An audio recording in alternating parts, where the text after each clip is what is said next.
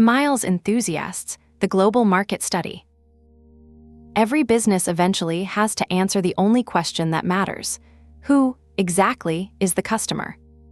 This audiobook answers it for the strangest customer base in consumer finance, the airline miles enthusiast, and then maps every important market on Earth where these people live, sizes each one, and derives, from evidence rather than enthusiasm, how HeyMax should play Singapore and everywhere else. 3 findings organize everything that follows. First, the customer base is a pyramid with astonishing proportions. On the order of 2 billion frequent flyer accounts worldwide, of which the programs themselves consider only about 1 in 5 alive, evangelized by an enthusiast core that is countable, roughly 1 million people globally. The miracle of this market is that the million move the billion. Second, the market's nature reduces, more than anyone admits, to a single variable: who funds the reward. Where card interchange is fat and unregulated, enthusiast economies flourish. Where it is capped, the card-funded game dies and the earning migrates to merchant-funded rails. That migration is the single biggest opportunity in this book, and it has a date attached. Third, enthusiasts are not the business. They are the acquisition channel for the business. Playing this market means winning about 1,000 loud people per market in order to reach 2 million quiet ones. Ground rules, as always. Every load-bearing number traces to a source consulted in August 2026.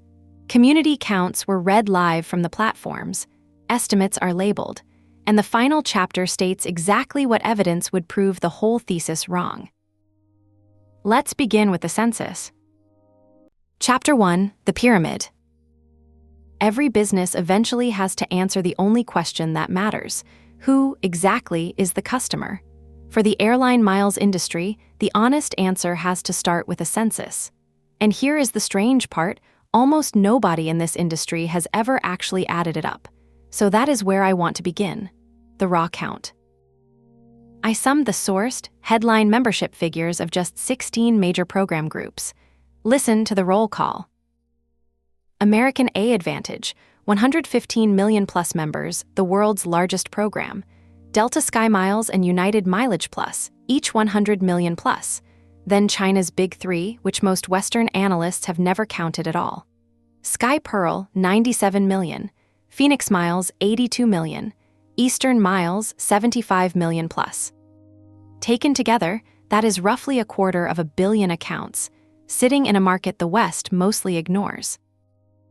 Keep going. Japan, All Nippon Airways at about 44 million, and Japan Airlines at about 40 million, both as of March 2025. Emirates Skywards, 37 million and adding roughly 78,000 members a week. Lufthansa's Miles and More, 39 million plus.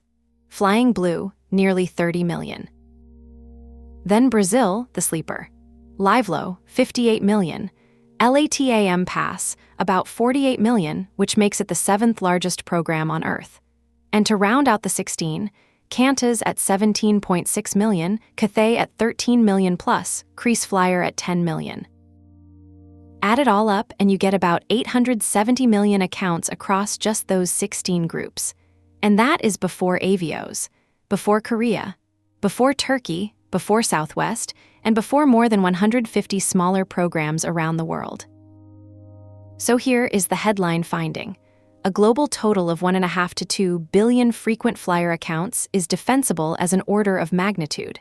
Now, that is a derived estimate, and I want to speak the honesty caveat out loud. These are accounts, not people. Programs almost never purge the dead, and one serious enthusiast can hold 10 or 20 accounts all by himself. Now for the shrinkage, and this, to my mind, is the single most load-bearing disclosure in the entire census. When American Airlines mortgaged A Advantage in 2021, it had to tell its bondholders the truth. And the truth was roughly 23 million active members. 23 million active against 115 million plus enrolled. That is an active rate of about 20% at the world's largest program. The cross-industry benchmark agrees. Bond's loyalty research finds the average consumer belongs to about 15 loyalty programs and is active in about 7. And McKinsey's estimate of 30+ trillion unspent miles worldwide, enough for nearly every airline passenger on Earth to fly somewhere free, is the very same fact, just seen from the liability side of the ledger. The first layer of the pyramid, in other words, is mostly sediment.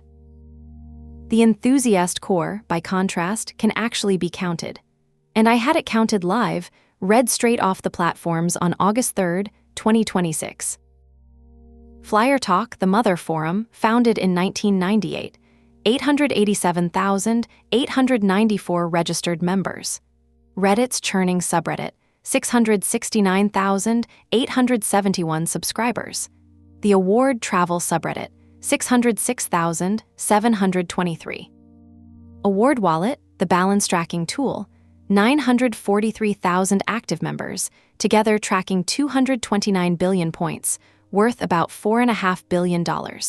And India's credit cards subreddit, 385,084 members, up from 0 in December of 2020. One caution before you try to sum those: these populations overlap heavily. The same person shows up on FlyerTalk, on both subreddits, and inside AwardWallet.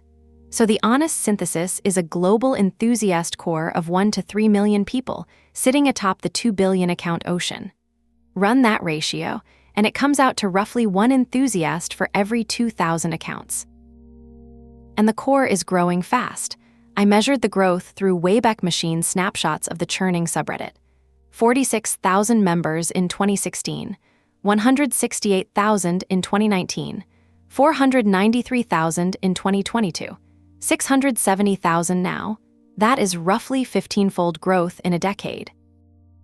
But here is the more interesting curve. The AwardTravel subreddit, the redemption side, the people asking how to spend miles well rather than how to earn them cheaply, is now nearly as large as the churning side, and it has been growing faster since 2022. The hobby's center of gravity is shifting from earning tricks to burning well. Remember that shift. It is precisely the job that HeyMax's product does. So let me give you the whole pyramid, quantified from the bottom up. At the base, 2 billion accounts. Of those, roughly 20% are active. Above them sits the monetized cardholder layer, and for a sense of its scale, Delta alone mints about 450,000 new co-brand card accounts every year. Above that, an overpopulated elite layer, McKinsey's 2023 survey literature documents the lounge queues. Then the countable, million-strong enthusiast core. And at the very apex, a media and tools industry numbering in the dozens of institutions.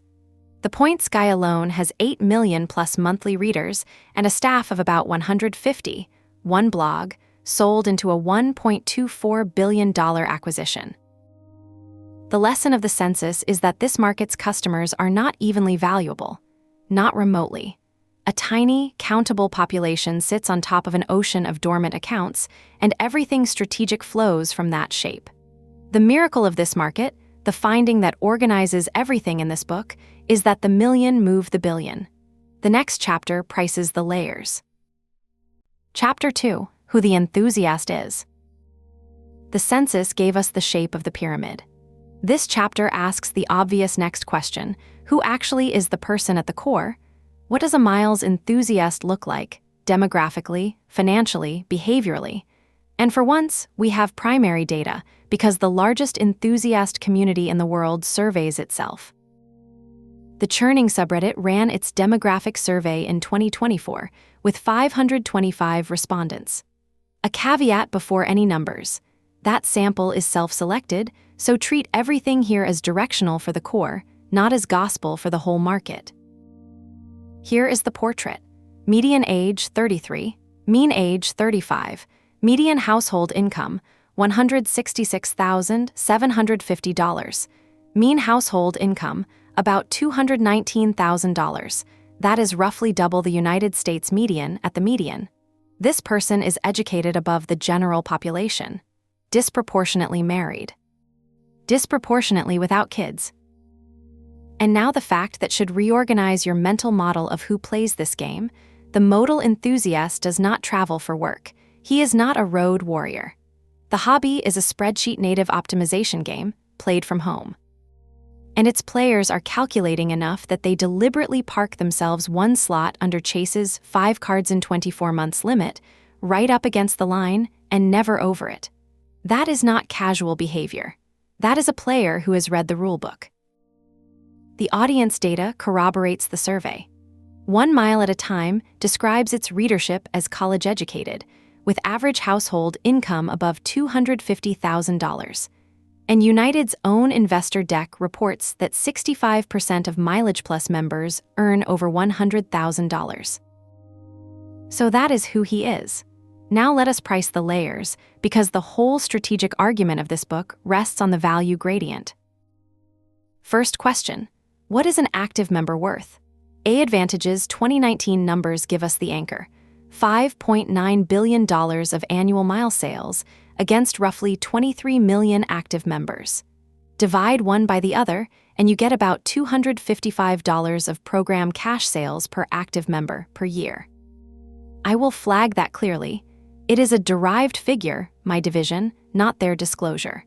Kanta's Loyalty offers a second anchor: $556 million Australian dollars of earnings before interest and tax across 17.6 million members.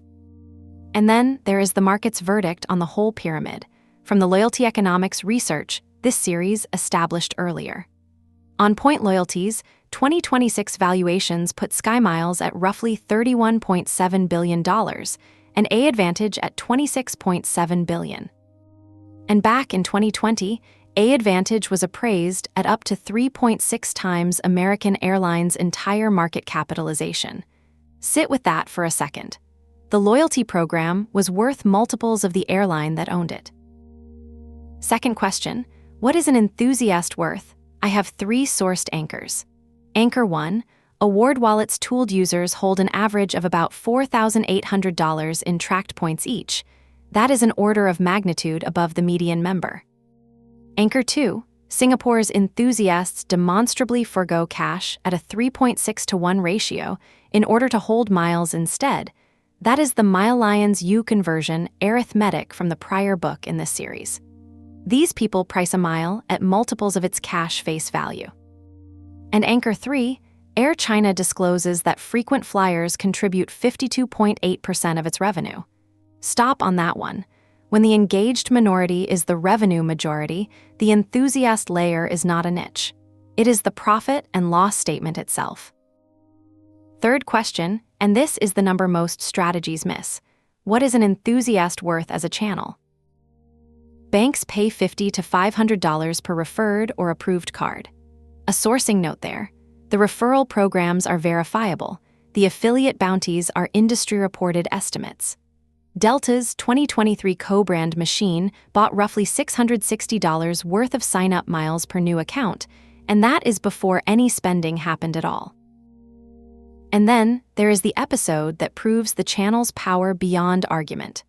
When the points guy hyped the Chase Sapphire Reserve launch in August of 2016, Chase's new account production jumped roughly 35% in a single quarter, and the bank famously ran out of card metal. Think about what that means. A single enthusiast media endorsement measurably moved a top 4 American bank. Put the 3 answers together, and you have the strategic profile of this customer. The enthusiast is simultaneously the highest balance customer, the most demanding redeemer, and, priced by the banks themselves at hundreds of dollars per activated follower, the cheapest distribution asset in consumer finance. One more check matters for any growth thesis, the generational one. Is this base aging out? A hobby of affluent 30-somethings could just be a cohort effect, one generation's quirk that dies with it. The evidence says the opposite. The base is refilling from the bottom, not aging out. American Express reports that 66% of its new consumer accounts are millennial or Gen Z, and 73% of its new accounts carry an annual fee. Hear that clearly. Young people are paying for the privilege of entering the game. And there is the geographic version of the same check. India's community going from 0 to 385,000 members in 5.5 years says the species reproduces wherever conditions allow. It is not an American peculiarity. It is a repeatable outcome of specific market conditions. What exactly those conditions are, that is Chapter 5's subject. But first, the machine this species built around itself. Chapter 3, the hobby machine. The enthusiast market is not a loose subculture. It has an industrial structure, 5 stacked layers, each one monetizing the layer below it, and anyone entering this market should know the machine part by part. So let me take it apart for you, from the top down. Start with the influence layer. Its flagship is the Point Sky, founded in 2010, absorbed into Bankrate by 2012, acquired along with Bankrate by Red Ventures in 2017 in a deal worth $1.24 billion. Today, roughly 150 employees, 8 million plus monthly readers, and revenue from per-approval affiliate bounties commonly estimated at $50 million plus a year. I have to flag that revenue figure as unverified. Red Ventures is a private company. Below the Point Sky runs what I would call a trust gradient, and it is the defining economics of this layer. In the middle sit blogs that are affiliate-funded but reader-first, 1 mile at a time, frequent miler. And at the purest end sits Doctor of Credit, which lists the best offers even when nobody pays it to. Which is exactly why the hardcore treats Doctor of Credit as scripture and treats Point Sky links with suspicion. Reach and credibility trade off against each other all the way down the gradient. 2 structural notes for anyone entering this market. First, in the United Kingdom and Australia, regulators forced this layer into licensed wrappers. Head for Points is regulated by Britain's Financial Conduct Authority. PointHacks operates as an authorized credit representative in Australia. The influence economy formalizes as it matures. Second, in Asia, the layer is chat native. It lives on Telegram, on WhatsApp online, unindexable by search engines, and owned by its founders. That makes hosting the community a proprietary asset rather than a public good. HeyMax's own Telegram group is this insight, already half implemented. Next, the tools layer. Award search became a funded startup category. Point.me has raised $38.5 million with CD Ventures in the Series B and claims 2 million travelers. And notice what Point.me is doing now, pivoting to powering banks' own award search. That is the tell that tools converge into business-to-business infrastructure.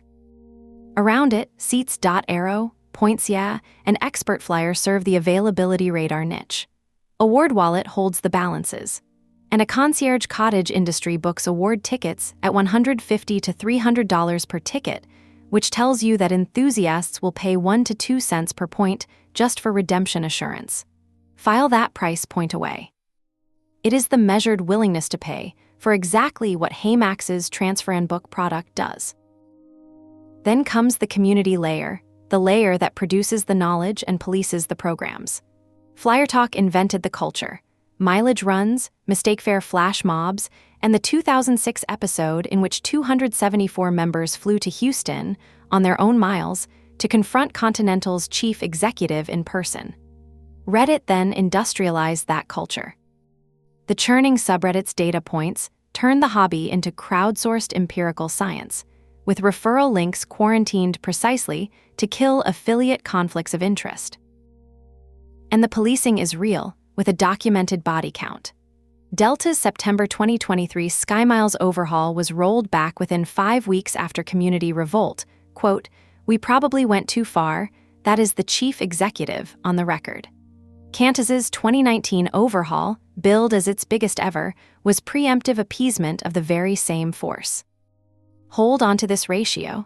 Enthusiasts are under 5% of members and roughly 100% of the public discourse about program value. Programs read them as the leading indicator of premium churn, which is exactly why courting them works. Below all of that, the base layer funds everything, through interchange and through breakage, mostly without ever noticing that it is doing so. And running the whole apparatus is the house layer, the programs and the banks, operating on the economics established in the first book of this series. Miles are sold to banks at about 2 cents apiece, and they cost a fraction of a cent to mint. That spread pays for the affiliate bounties, the sign-up bonuses, and by extension every blog, every tool, and every conference in the stack. The machine is self-funding, and the fuel is the spread. One more piece of machine anatomy, and it may be the most useful one, the life cycle of the individual enthusiast. Entry is almost always a trigger event, one aspirational redemption made real, a friend's referral, or a bonus moment like the Sapphire Reserve launch, which minted an entire cohort at a stroke. Escalation then runs a known ladder. The first premium card, then the portfolio play, then churning, and then, for a tiny minority, the dark arts, manufactured spending, mileage brokers, fuel dumping. And notice when programs punish the dark arts, precisely when they threaten mile sales to banks. Otherwise, they tolerate them. Exit comes from three directions: devaluation fatigue, complexity fatigue, or enforcement fear. And yet FlyerTalk still hosts 25-year tenures. The Hobby is Dying essay has been published annually since roughly 2005, and it keeps being refuted by the funding data. Here is my read of why. The arbitrage margin on any single trick keeps shrinking. But the surface area of the game keeps expanding. The tricks die, the game does not. So the closing rule of this chapter, for anyone building in this market: build on the permanent substrate, premium travel aspiration, plus distrust of program unilateralism. Those are the two forces that persist through every rule change, and never, ever build on a single trick. Chapter 4: How Enthusiast Markets Are Born. If you are going to grow this species deliberately, and that is precisely HeyMax's brief, then you need its natural history. How do enthusiast markets actually form? Where has it happened, in what order, and how long did it take? The record, once you line it up country by country, is remarkably consistent.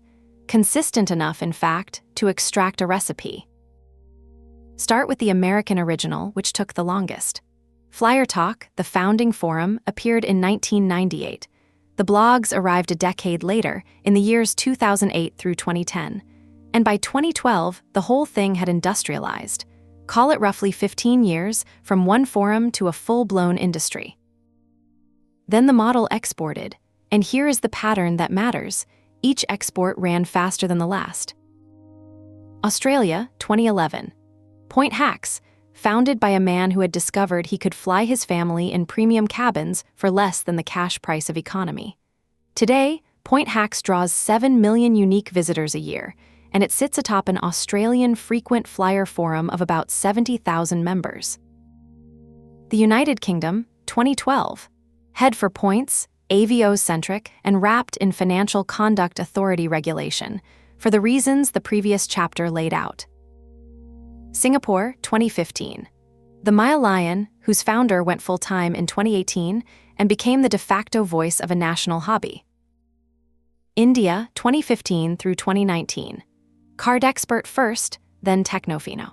And this wave compressed America's 15-year arc into 5 years, running on YouTube and Telegram instead of blogs and forums. Recall the census from Chapter 1. India's credit cards subreddit went from 0 members in December 2020 to 385,084 when I read the count live in August 2026. And then there is Japan, because Japan evolved the species independently. The rikumaira, the word means landmilers, people who earn airline miles without flying, predate the American blog wave entirely. Nobody imported this hobby into Japan. It emerged on its own. And that is the proof that matters most. The phenotype appears natively, wherever conditions permit. So what are the conditions? From the record, I extract 6 preconditions. I will give them to you in descending order of necessity. Precondition 1, interchange headroom, roughly 1.5% or more and uncapped. This is the killer variable, so decisive that the entire next chapter is devoted to it. For now, one data point will do.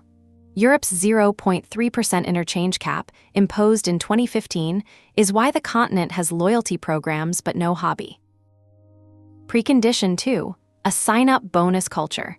Banks competing on customer acquisition is what creates the churnable surface in the first place. No bonuses, nothing to churn.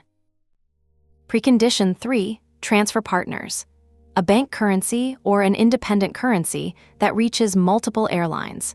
This is the mechanism that upgrades cashback maximizers into miles enthusiasts because aspiration needs an exit ramp, a way for everyday spending to reach an airline seat. Without transfer partners, points are just discounts. Precondition 4, an absurdly aspirational redemption. Suites, first class, the seat you would never ever buy with cash. This is the content engine. Without it, there is nothing to make videos about, and the videos are how the hobby recruits. Precondition 5, local language content infrastructure, plus one gathering place for data points, a forum, a subreddit, a Telegram group. And the record shows a strikingly regular pattern here. Every mature market began the same way, one person's blog plus one gathering place.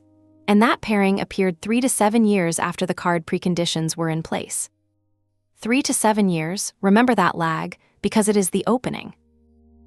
Precondition 6, the last and the least binding, regulatory tolerance of affiliate promotion. Or, as in Britain and Australia, a licensed wrapper for it. Now for the strategic reading, which I would call the unpriced insight of this entire part of the book. Look back at that list. Nothing on it requires waiting for luck. Markets do not have to sit for years hoping their own Aaron Wung appears organically. Category creation can be run deliberately. Seed the local creator. Fund the gathering place. Supply the transfer rails, and supply the first great redemption. Every component that history produced by accident, an operator can install on purpose. Apply that lens to the map, and 3 things jump out.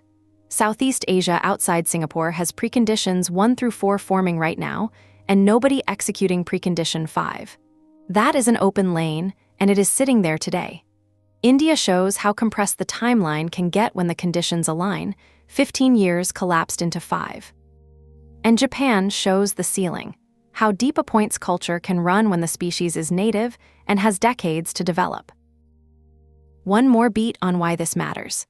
The natural history says these markets are born from small, specific, fundable components: a blog, a chat group, a transfer rail, one spectacular redemption story. Not from mass advertising, not from brand campaigns. The entire American industry grew out of one forum founded in 1998. The entire Singaporean hobby grew out of one blog founded in 2015. If you know the recipe, the ingredients are cheap. The rest of this book applies this lens market by market, and it starts with the fortress, Singapore. Chapter 5, The One Variable. Strip away the romance, and the miles enthusiast market is a map of exactly one number: the merchant fee on a credit card swipe and whether regulators cap it. Everything else, community size, program generosity, the size of HeyMax's addressable market, is downstream of that single variable. So let us walk the map together. Start with the uncapped, fat interchange world. This is the hobby's native habitat. The United States, roughly 2.2 to 2.4% effective interchange on rewards cards, and per the Consumer Financial Protection Bureau's analysis, over $40 billion of consumer card rewards paid out every year. That funding pool built the biggest enthusiast economy on Earth. Singapore, no cap at all, with merchant fees running 1.5 to 3.5%. That built the densest enthusiast economy per capita. Hong Kong, unregulated, at roughly 1.7 to 2%, and I will flag that figure as an estimate. It funds the territory's famously rich cards, the ones earning a mile for every $4 to $6 spent. Japan, about 2.0 to 2.3%, a figure we only know because regulators forced disclosure in 2022. It funds the Paikatsu economy, Japan's points activity culture. India, roughly 2 to 3%, on a narrow premium base of cardholders. It funds the Infinia and Magnus cards. And Brazil, credit interchange uncapped, at 1.5 to 2.5%. It funds a points culture so mainstream that LiveLow points are promoted at pharmacies. Now cross over to the capped world, where the card-funded game dies. The European Union and the United Kingdom, capped at 0.3% since 2015. bank rewards cards died within 2 years of that cap. The British hobby survives only through the Amex loophole. 3-party card schemes sat outside the regulation. Korea, statutory caps, recut every 3 years, with small merchant rates now at 0.4 to 1.45%. The result? Over 1,100 card products discontinued in 2 years. The interchange pool that funds miles simply is not there. China, capped at around 0.45%, and on top of the cap, Alipay and WeChat's QR code rails bypass cards entirely. China is structurally closed, regardless of its 254 million frequent flyer program accounts. And now, the one live regime change, the most important dated fact in this entire book. On March 31, 2026, the Reserve Bank of Australia issued its final ruling. Surcharging, banned, credit interchange, cut from 0.8% to 0.3%, effective October 1, 2026. That single ruling deletes roughly 660 million Australian dollars, a year of issuer revenue. And the banks did not wait for the deadline. National Australia Bank halved its Qantas earn rates in July 2026 and added caps. ANZ and Westpac followed. The national press headline read, "Credit card rewards points slashed up to 50%. Australia is converging on the United Kingdom's 2015 pattern, in real time, with one enormous difference, which I will exploit in Chapter 12. Australia already has 18 million Qantas frequent flyer members, and they are about to go looking for a new way to earn. From this one variable model, 3 corollaries. Each one is strategy defining. First, capped markets do not kill loyalty. They kill card-funded loyalty. Look at the evidence. The United Kingdom's AVO's economy is huge and profitable years after the cap. Australians' points appetite is the deepest per capita in the world. What actually happens when interchange dies is that the earning migrates to merchant-funded channels, coalitions, shopping portals, direct partnerships. And here is the strategic punchline. HeyMax's engine is merchant-funded. The Reserve Bank of Australia did not close Australia to HeyMax. It cleared the field of HeyMax's interchange-dependent competitors. Second, wallet-first markets are a different species altogether. Take the Philippines, card penetration of 3%, while Gcash counts 94 million users. The same shape holds across Indonesia, Thailand, and Vietnam. The card substrate barely exists, and points culture lives inside wallets and super apps instead. The model in those markets is partnership, into the wallets, and into the low-cost carrier programs, not card-linked earning. That or patience. Third, lay the census from Chapter 1 over this interchange map, and you get the global opportunity ranking. Where are the enthusiasts? The United States, the 7-figure core, brutally contested. Brazil, mass points literacy, Portuguese-speaking, incumbent-locked. India, the fastest-growing core. Australia, the deepest per capita penetration, and newly disrupted. Then the United Kingdom, Canada, and the Gulf. But where are the playable markets, the places where interchange, aspiration, community, and openness all align with HeyMax's model? That list reads differently. Singapore, Hong Kong, Australia after October, Taiwan, Japan entered sideways, and the Southeast Asian wedges, which is, reassuringly, roughly the map HeyMax has already drawn for itself. Notice what this chapter has done to the romance of the hobby. The champagne, the suites, the first-class cabins, all of it everywhere is an epiphenomenon of a merchant fee. Where the fee is fat and uncapped, the culture blooms. Where a regulator caps it, the card-funded version dies on a statutory schedule, and the appetite migrates to whoever is standing there with a merchant-funded alternative. That is the single most important structural fact in this book, and October 1st, 2026, in Australia, is its next scheduled demonstration. The rest of this book pressure tests that map, market by market. Chapter 6, The Conversion Frontier. Before I take you on the tour of the markets, I need to settle the demand-side question that determines whether growing the market is even possible in the first place. Can casual consumers be converted into miles-engaged users at scale? The subtitle of this chapter is From the Million to the Billion, and that is exactly the journey in question. From the small world of committed enthusiasts to the vast world of ordinary loyalty members. The evidence says the journey can be made, and it says so with a specific mechanism and a specific target, which is what I want to lay out before we go anywhere near a map. Start with the gap, because the gap is the opportunity. Enthusiasts, the people who actually play this game with intent, are well under 1% of loyalty program members. Roughly half of all loyalty memberships sit dormant. That is Bond's famous 15 versus 7 finding. Consumers belong to roughly 15 loyalty programs, but actively use only about 7 of them. Now layer on the YouGov Singapore paradox from the prior book. In stated preference surveys, cashback ranks first among card rewards, and miles rank joint 10th.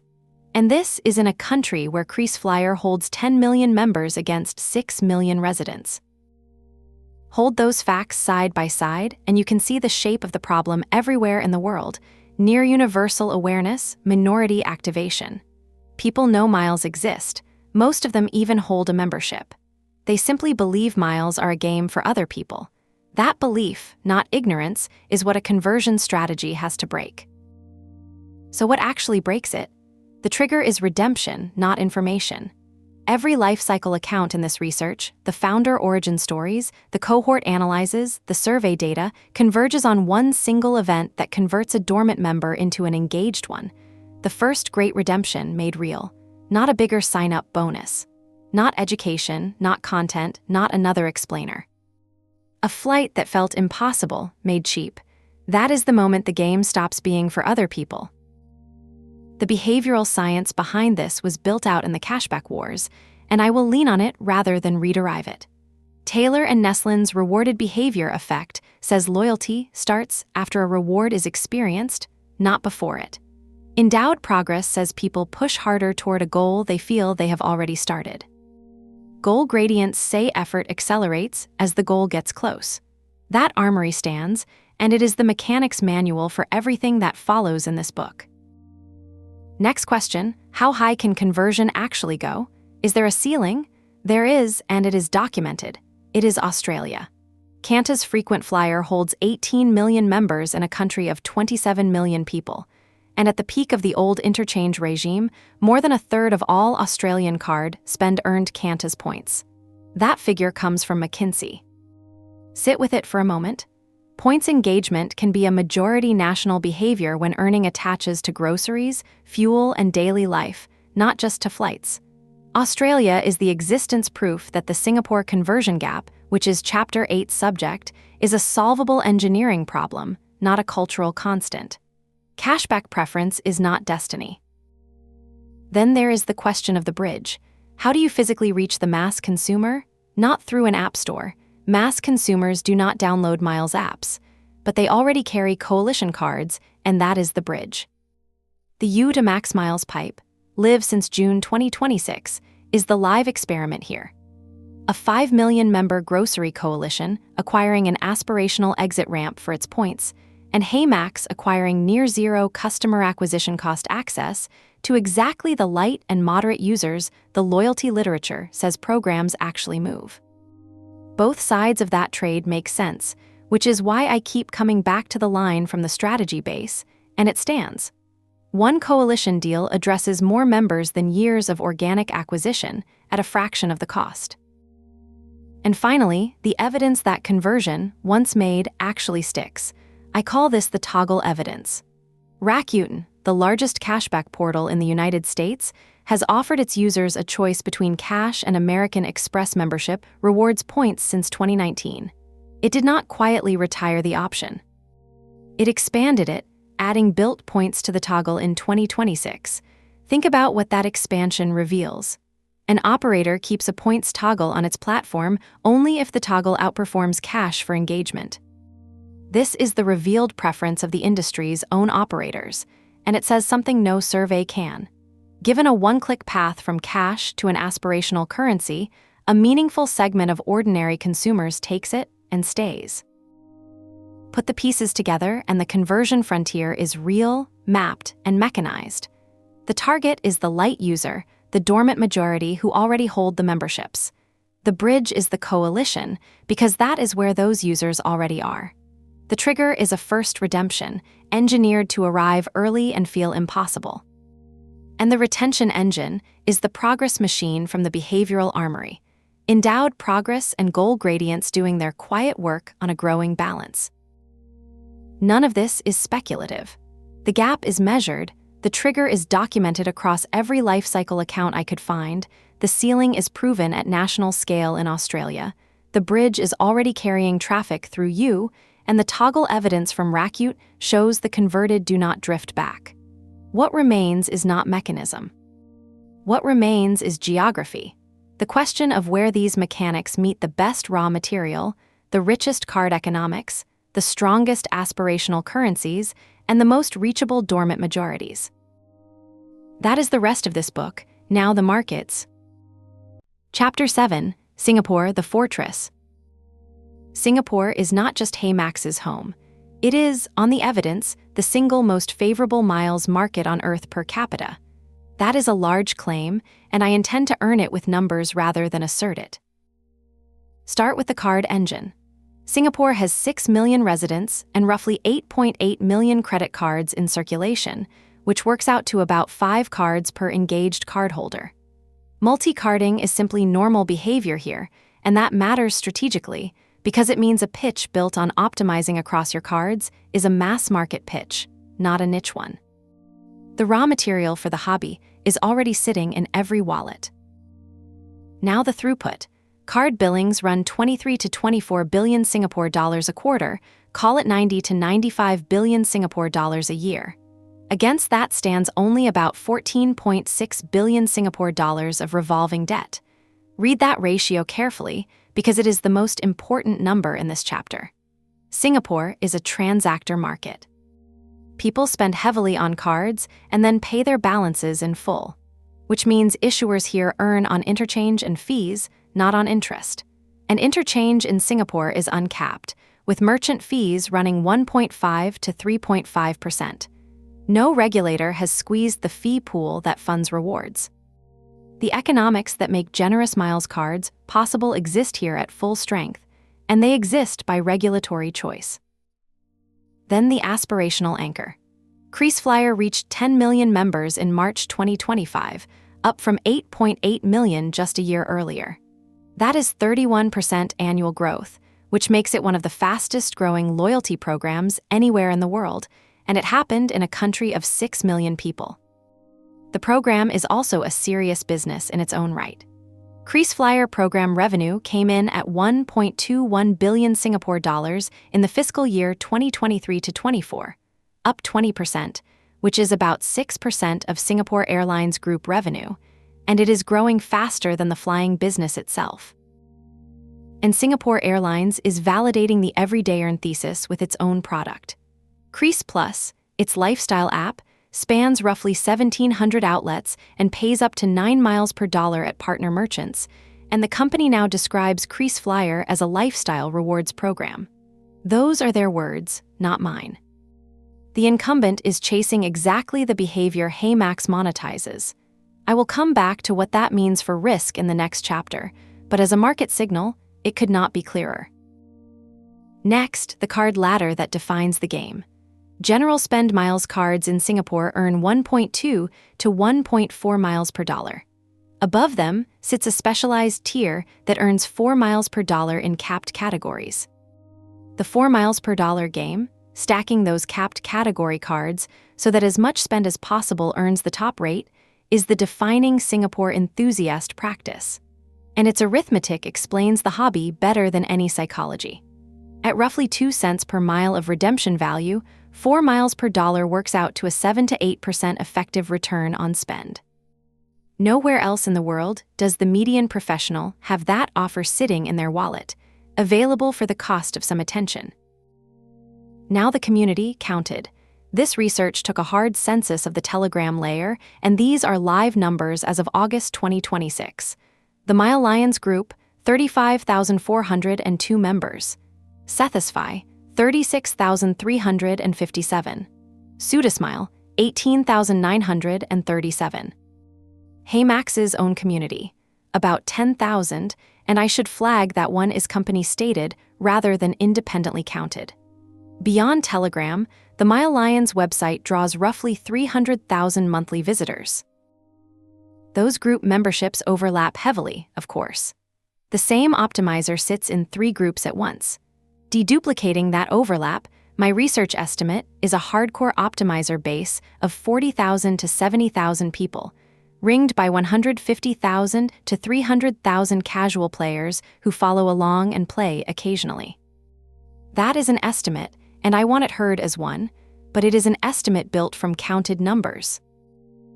Now set those figures against the eligible population, roughly 2.5 to 3 million card-eligible adults, and the proportions come into focus.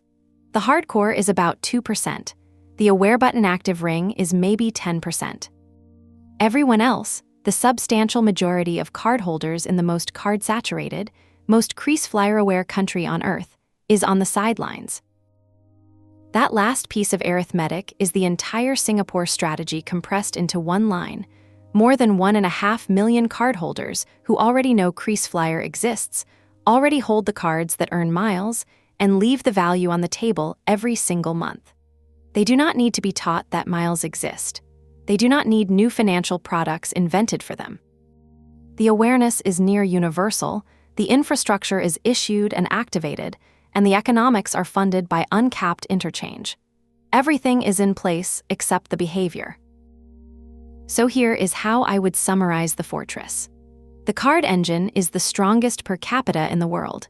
5 cards per engaged cardholder, 90+ billion Singapore dollars of annual billings, and a transactor culture that makes rewards the whole point of the product. The aspirational anchor is one of the fastest growing programs anywhere, with 10 million members in a 6 million person country and a revenue line growing at 20%. The enthusiast practice is codified. The 4 miles per dollar game with its 7 to 8% effective return, and the community around it is counted in the tens of thousands with a casual ring in the low hundreds of thousands. The fortress is built. It is also, by the numbers, mostly empty. 2% hardcore, 10% aware and circling, and the rest untouched. Filling it, converting that 1.5 million from awareness to activation, is the subject of the next chapter. Chapter 8, Growing Singapore. This is the commissioned question in its home edition. How does HeyMax grow a market where the enthusiast core is maybe 60,000 people and the incumbent preference is cashback? The answer the evidence supports has 3 movements: deepen the core, convert the ring, and bridge to the majority. And it comes with a discipline that governs all 3. This is a share of wallet game before it is a user count game. Movement 1, own the core it already has. HeyMax's 150,000 registered users already exceed my estimate of the entire hardcore optimizer base. So the binding problem, and the strategy base says the same, is not acquisition, it is engagement. At last disclosure, HeyMax had 44,500 monthly actives, earning roughly 3,300 miles per active user per year. Set that against a household potential of 25 to 50,000 miles a year, and you get share of wallet of around 7 to 12%. The dossier's arithmetic stands, and it is worth hearing slowly. Closing the share of wallet gap is worth more than doubling the user base. Moving from 3,300 to 8,000 miles per active user is 2.4 times the revenue at constant users. The mechanics for getting there are already known.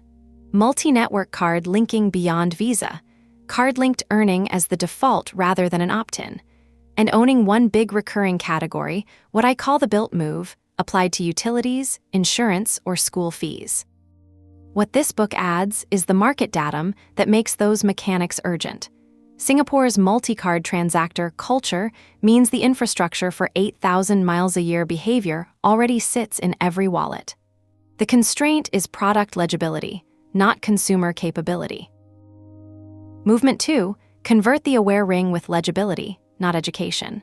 Recall the YouGov paradox, miles ranked joint 10th in stated preference. That number misleads if you read it as disinterest. The DCS survey found 46% of 21 to 35-year-olds open to switching cards. KrisFlyer added 1.2 million members in a single year. And the Singapore Airlines Suites redemption video is practically a national content genre. The ring does not need convincing that miles are valuable. It needs the game made as legible as cashback, where the value of every transaction is instantly obvious. That is a product brief, not a marketing budget. Show every user automatically what their spend would have earned. Make the first redemption reachable in weeks, not years, and here the science from the armory applies directly, endowed progress and first redemption engineering. And let Fly Anywhere's fixed floor of 1.8 cents per mile do the work of making value undeniable, because a guaranteed floor converts a fuzzy aspirational currency into a number a cashback user can respect. The conversion motion is make miles legible, full stop. Movement 3. Bridge to the majority through coalitions and employers. The people who will never download a Miles app are already inside you. 5 million members across its markets, more than 1,000 Singapore outlets, and a DBS co-brand card, and the two-way pipe between U points and Max Miles is live. The unexploited version of the same move is employee benefits. Corporate Max Miles, and Tenity is the existing proof case, turns HR departments into distribution, and makes the first mile arrive with a paycheck. That is the default enrollment lever from the armory, applied at the one institution in modern life that enrolls people in things without requiring their initiative. Now, 3 Singapore-specific cautions that the evidence insists on. First, Kris Plus is the incumbent's answer, and Singapore Airlines is not asleep. Its July 2025 earn rate cuts across more than 250 merchants are, for the moment, making HeyMax's argument for it. Every devaluation by the incumbent makes the independent alternative look better. But the tail risk runs the other way. KrisFlyer restricting HeyMax's access, or Kris Plus maturing into a full earning portal, is the single most dangerous domestic scenario in this book.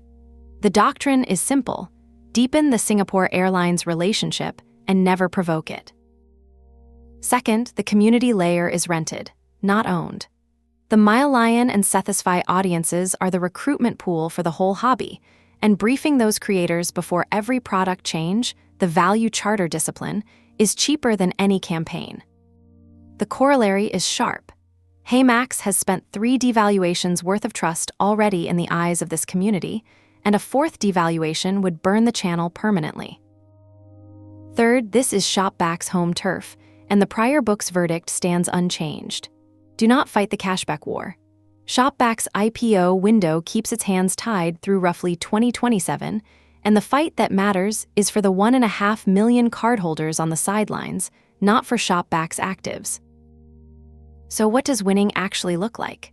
The measurable definition of victory in Singapore, on this evidence, is 250,000 or more disclosed monthly actives, 8,000 miles per active user, and business-to-business and coalition channels feeding the top of the funnel, a market where the hobby's hardcore doubles because HeyMax made the on-ramp trivial. Notice what that definition rewards. It is not vanity registrations. It is disclosed actives at more than double today's per-user depth, supplied by channels that do not require paying for each user individually. Step back and the 3 movements form one machine. The core generates the yield proof, real people earning 8,000 miles a year on ordinary spending. The ring converts when that proof is made legible and the first redemption arrives fast. And the majority arrives through pipes, grocery coalitions, and payroll that deliver members in the millions rather than the thousands. Each movement feeds the next, and the cautions: respect the incumbent, protect the community channel, ignore the cashback war, keep the machine from destroying itself. Singapore's job in the portfolio is to prove the conversion machine and fund the road show. On this evidence, the machine has every input it needs. Now, the road. Chapter 9, Hong Kong. Hong Kong is HeyMax's first expansion market, and it is the test of whether the Singapore playbook travels at all. Here is the market brief, as the evidence gives it to me. Start with the raw material, because it is Singapore grade. Interchange in Hong Kong is unregulated, running around 1.7 to 2%, and I should say that figure is an estimate. That fee pool funds the famously rich Hong Kong miles cards. Card penetration is extreme, multiple cards per adult, roughly 20 million cards for 7.5 million people. And there is one dominant aspirational currency, Cathay's program, which reported more than 11 million members in 2020 and plausibly holds 12 to 14 million now. That current figure is also an estimate, because Cathay stopped disclosing membership numbers. In 2022, the program was merged into a lifestyle super app spanning shopping, dining, payments, and co-brand cards, which is a fact worth holding onto for later in this chapter. Then there is the enthusiast culture, and it is genuinely arbitrage literate. Fly for Miles is the territory's highest profile miles blogger, alongside FlyAgain.la, FlyAsia, and a dense layer of Facebook and Telegram deal alert channels whose followings run to the hundreds of thousands in aggregate, and those following counts are estimates too. Hong Kongers churn welcome bonuses and time their conversion promotions as a civic sport, and they punish devaluations instantly. When Cathay revamped its program in October 2025, the public backlash arrived within days. This is a market that reads the fine print faster than the issuer's own marketing department. Against that backdrop, HeyMax's position is real, and it is earned. The KRIP acquisition in July 2025 bought local rails and a local team rather than starting from zero. The November 2025 launch carried a Cathay partnership. And then there is the asset I keep returning to, the Octopus integration, max miles earning on the payment card that 98% of the population carries. There is no Singapore equivalent to that distribution asset. Nothing at home touches 98% of residents through a single card. The timeline since launch, a 20% Asia miles transfer bonus, JAL transfers, a Plaza Premium Lounge partnership, shows the flywheel starting to turn. But two clocks are running against it, and I want to name both precisely. The first is the DBS Ascenda clock from the prior book, which has now gone from hypothesis to fact. DBS Hong Kong launched Ascenda-powered instant points-to-hotel transfers in April 2026, with a group-wide rollout signposted. Understand what that means structurally. When banks in-house the transfer capability, they erode the independent aggregator's differentiation one bank at a time. Every bank that flips on its own instant transfers removes a reason for its cardholders to route value through HeyMax. The second clock is Cathay itself. That lifestyle super app ambition I flagged earlier, shopping, dining, payments, co-brands, overlaps HeyMax's earn layer directly, which means the partner is also the most credible future competitor. This is the Kris Plus problem transplanted from Singapore, except with a stronger incumbent, because Cathay's super app is further along than Kris Plus, and its program sits even more centrally in the territory's card economy. So, the verdict: Hong Kong is the right second market, and it is currently under-resourced. The dossier's finding on this stands: the market is being run with roughly one marketer. Given the quality of the raw material, that mismatch is the most fixable problem in this book. The plays with the best evidence behind them are three. First, make Octopus earning permanent rather than promotional. Daily transit earning is precisely the habit formation cue the behavioral armory prescribes, a small reward attached to a behavior that happens twice a day, every day, for virtually the entire population. A promotion teaches people to wait for promotions. A permanent earn teaches them a habit. Second, Court the Deal Alert channels the way the Mile Lion is courted at home. If anything, this matters more in Hong Kong than in Singapore, because this market's influence layer is even more promo-driven. The bloggers and the Telegram channels are the distribution system for every earn rate change and every transfer bonus, and they amplify whatever is genuinely best in market with ruthless efficiency, in both directions. Third, position as the neutral currency above the banks, and do it before the Ascenda rollout reaches a second bank. The window for that positioning is open now, while instant bank native transfers exist at one bank rather than all of them. Once every major issuer has its own pipes, neutrality is a much harder story to tell. One last observation, because it frames the whole market. Hong Kong's promo mercenary culture cuts both ways. Acquisition here is cheap, precisely because the deal alert layer will deliver an audience to anything with a good welcome offer. But loyalty is not cheap, because that same audience will leave for the next offer with equal speed. The countermeasure is not another promotion, it is the balance itself. A growing max miles balance is the only switching cost this market respects, and everything in the playbook, permanent octopus earning, transfer partnerships, the neutral currency position, should be read as ways of getting that balance onto as many phones as possible before the clocks run out. That is Hong Kong, Singapore-grade raw material, a sharper and more mercenary enthusiast culture, one distribution asset with no equivalent at home, and two well-defined clocks. Execute the beachhead, resource it properly, and it proves the playbook travels. Next, a market that demands the opposite instinct. Chapter 10, Japan. Japan is the deepest points culture on Earth and the largest enthusiast base in Asia. It is also the market where the evidence most firmly says, do not launch a consumer app. Both halves of that sentence deserve their numbers, and I will give them in turn. First, the depth. ANA Mileage Club holds roughly 44 million members. JAL Mileage Bank holds about 40 million. Both figures are as of March 2025, and both are verified from Japanese disclosures. Together, that is 2 airline mileage accounts for every 3 residents of the country, and the airline programs are only the beginning. Around them, 4 separate common point economies at the 100 million scale run simultaneously.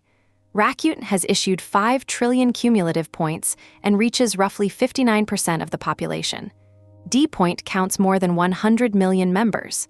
Ponta, more than 100 million as well. PayPay, 70 million users.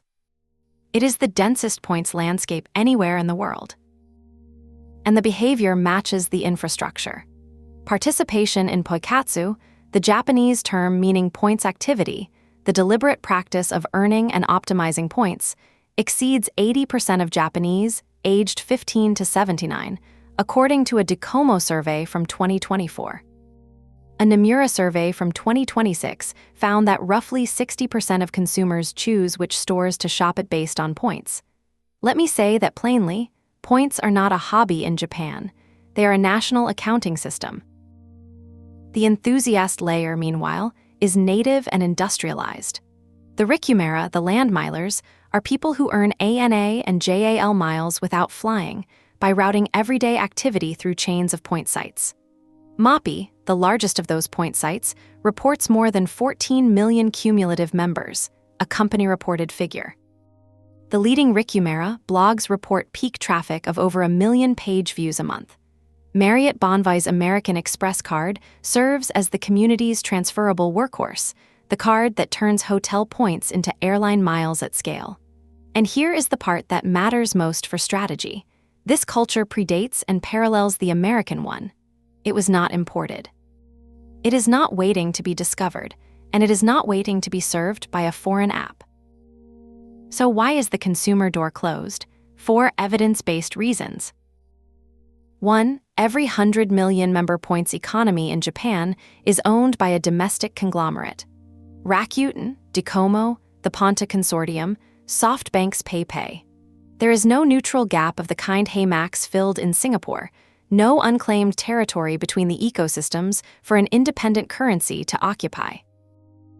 2. The everyday spend-to-miles job is already solved domestically, in Japanese, by operators with 20 years of accumulated trust.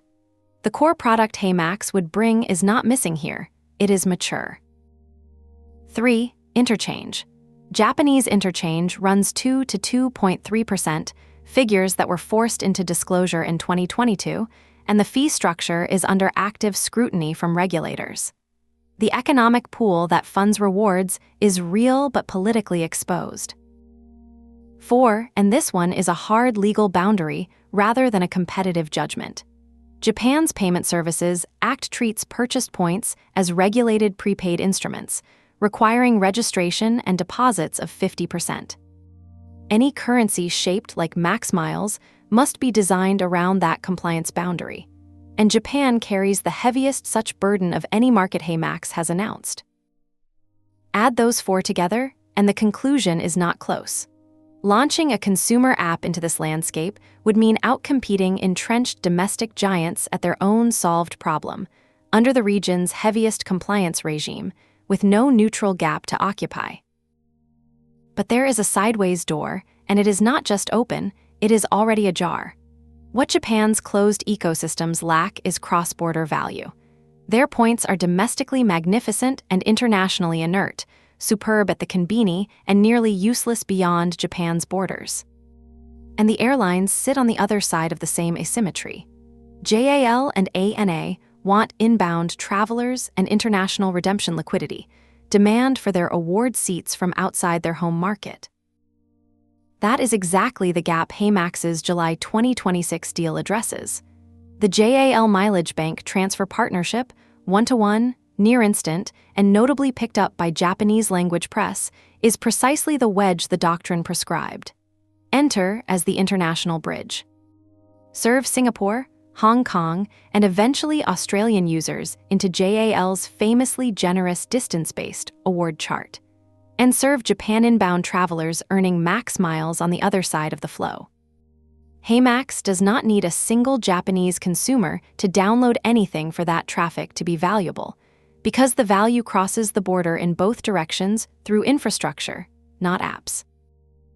The strategy bases Japan Doctrine, written before this market study, stands confirmed by it: business to business and bridge only.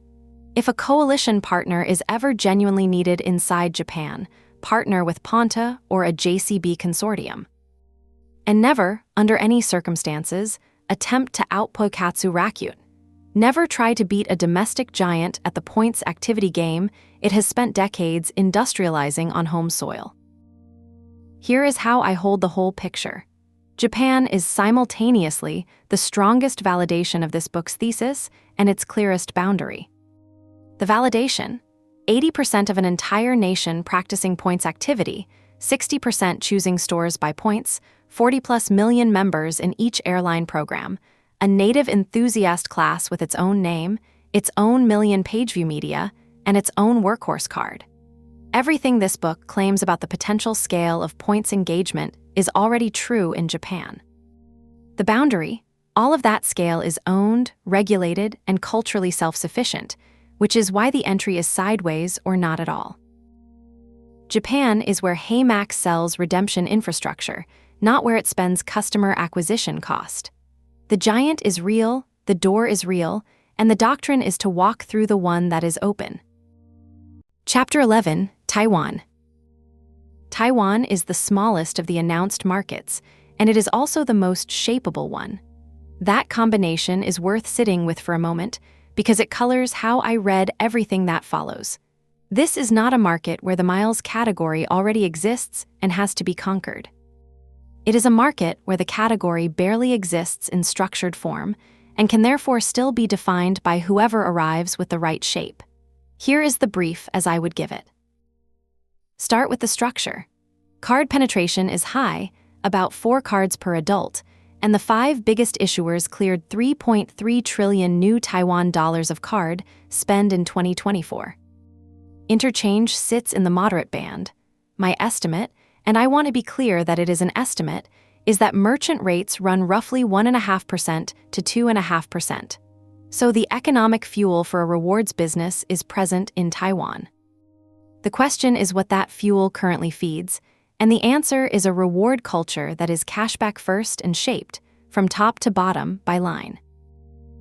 The line numbers deserve to be spoken slowly, because they describe the gravitational field of Taiwanese daily life. Line, the messaging platform, reaches about 21 million Taiwanese. Line Pay counts 13.6 million users. Line Points is the de facto national reward currency. It is the pool into which most bank cards rebate their rewards. And the momentum here is current, not historical. The spun-out Line Pay money service signed 1 million accounts in 70 hours in December of 2025. 70 hours. That is the speed at which Taiwanese consumers move when a trusted platform offers them something new. But notice what Taiwan does not have. There is no local neutral transferable currency at scale, nothing playing the role that American Express membership rewards plays elsewhere, a currency that belongs to no single airline and can move in many directions. The gap that HeyMax fills in its other markets exists here too. It is simply hidden underneath a mountain of cashback. Now the miles layer, which I would describe as real but concentrated. EVA Air and China Airlines run the home frequent flyer programs. Their member counts are undisclosed. My estimate puts them in the low single-digit millions, and again, I flag that as an estimate rather than a reported figure. The more interesting fact is that the aspirational energy in Taiwan does not point primarily at the home carriers at all. It points at Asia Miles, Cathay's currency. Cathay's Taiwan co-brand card improved to 5 new Taiwan dollars of spend per mile, paired with welcome offers of 32,000 miles in December of 2025. And Cathay is targeting 20% growth in its Taiwan card business in 2026. The regional aspirational giant is actively investing in Taiwan at this very moment. The enthusiast community, for its part, is genuine and technical, though narrower than Hong Kong's. PTT's credit card board is the dense daily forum where the optimization culture lives and argues. Trip Plus is the reference Chinese language AwardTravel media. These are real institutions with real audiences. But I would not mistake Taiwan's enthusiast layer for Hong Kong's in either depth or breadth. It is a smaller, quieter scene. So what is the verdict? Partner-led entry in 2027 to 2028, exactly as the Doctrine already says. But this study sharpens that doctrine in 2 specific ways, and both matter. First, the entry asset is the same Asia Miles affinity that HeyMax already monetizes in Hong Kong. The same partner, the same content genre, the same transfer rails. Functionally, Taiwan is a Cathay satellite market for aspirational redemption. The dreams that Taiwanese miles collectors chase run disproportionately through Asia Miles, which means the playbook, the partnerships, and even the editorial voice that work in Hong Kong translate here with less adaptation than a fresh market would normally demand. That is a rare and valuable form of leverage, entering a new country with an asset you already own. Second, the structural opportunity is to be Taiwan's first neutral transferable currency. And in that story, line points can be cast in one of 2 roles. It can be the anchor coalition partner, that is the Doctrine's named target, and it is the better outcome, because it would bolt a neutral aspirational layer onto the currency 13 million people already hold. Or it can be the competitor that must be out-aspired, the everyday cashback pool against which a travel dream currency defines itself. Either casting can work. What cannot work is ignoring line, because in Taiwan, line is the water everyone swims in. Now the caution, spoken plainly, because it is the most important caveat in this chapter. Taiwan's instincts are cashback first. A population trained to expect simple, immediate rebates does not automatically understand or trust a transferable miles currency. That means the conversion playbook, legibility, engineered first redemptions, endowed progress, matters more in Taiwan than in any market except Singapore. The mechanics of teaching someone their first redemption, of making value visible and progress feel already underway, are not nice-to-haves here. They are the entire game. And there is a second caution, regulatory rather than cultural. The Financial Supervisory Commission is conservative about novel reward currencies. That conservatism means the regulatory file is a first-quarter task, not an afterthought. The legal shape of the product needs to be settled before the marketing plan, not after it. Let me close the chapter by restating its shape. Taiwan offers high card penetration, 3.3 trillion new Taiwan dollars of spend at the top 5 issuers, moderate interchange, a genuine but narrow enthusiast scene, and a vacancy where a neutral transferable currency should be. It offers an aspirational rail, Asia Miles, that HeyMax already knows how to ride, and a dominant everyday points player line that must be either partnered with or outdreamed. The market is small, the timing is unhurried, and the entry is partner-led. But of all the markets in this book, Taiwan is the one where the category itself is still soft clay, and the first mover with a credible aspirational currency gets to decide what shape it takes. Chapter 12, Australia. Australia was already on HeyMax's map for 2027. This study's finding is stronger than that. A regulatory earthquake has made Australia the best-timed market entry available to this company, and the window has a date on it. Let me build the case in 3 movements: the raw material, the earthquake, and the migration already underway. First, the raw material, which is simply unmatched anywhere on Earth. Qantas frequent flyer holds more than 18 million members, 2/3 of the entire Australian population, the deepest loyalty penetration of any country. Velocity, Virgin's program, holds roughly 13 million. Then the coalition layer on top. Everyday rewards at about 15 million members, flybys at 8.6 million. And this appetite is monetized at extraordinary levels. Qantas Loyalty printed 286 million Australian dollars of earnings before interest and tax in a single half year, the first half of fiscal 2026, up 12%. Australians' points appetite is the national ceiling case, this book cited back in Chapter 6. The enthusiast layer is equally mature.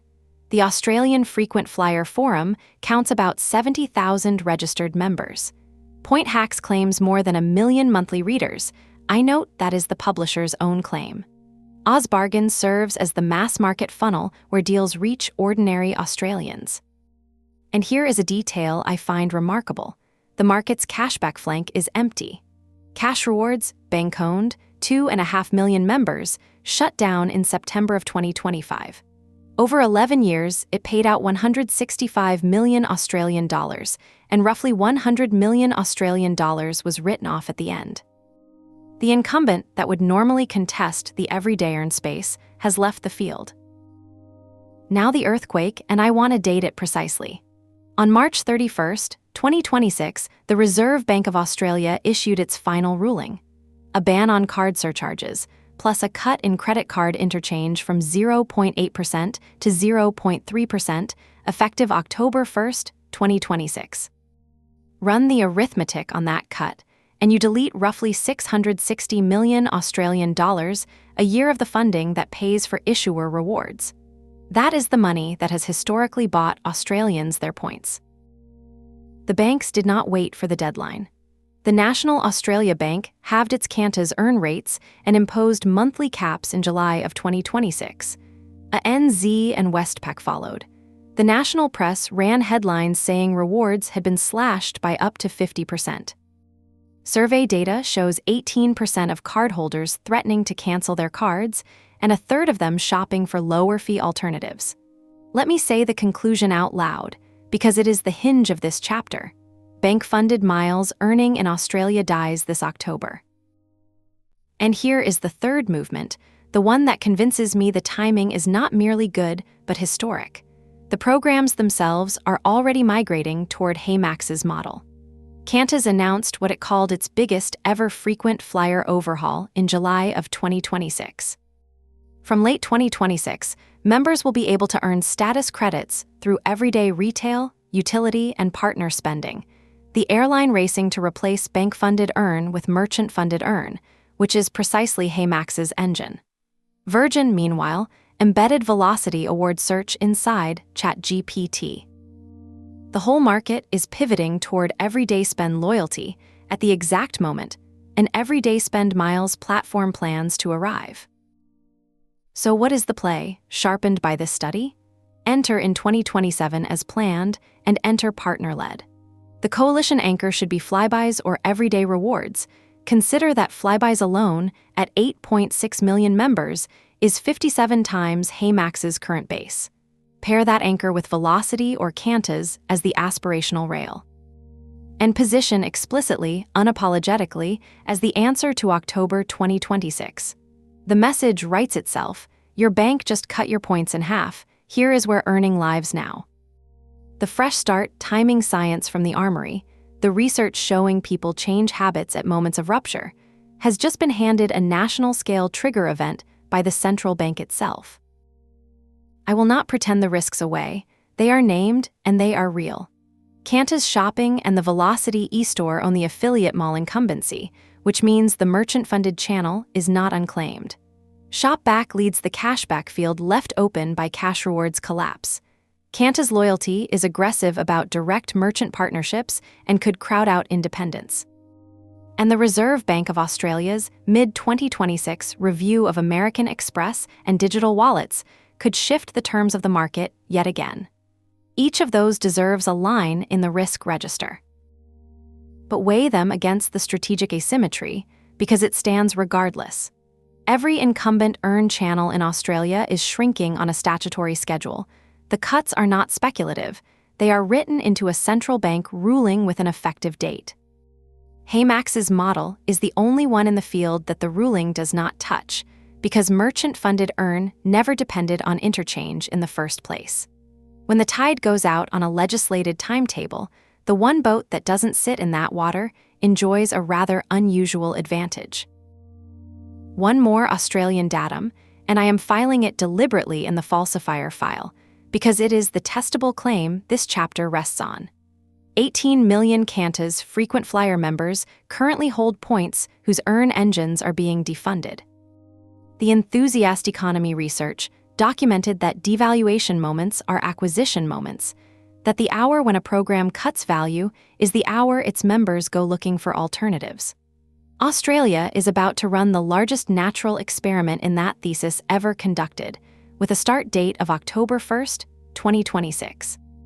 If the thesis is right, the months after that date should show measurable migration of earning behavior toward whoever offers Australians a way to keep their point streams alive.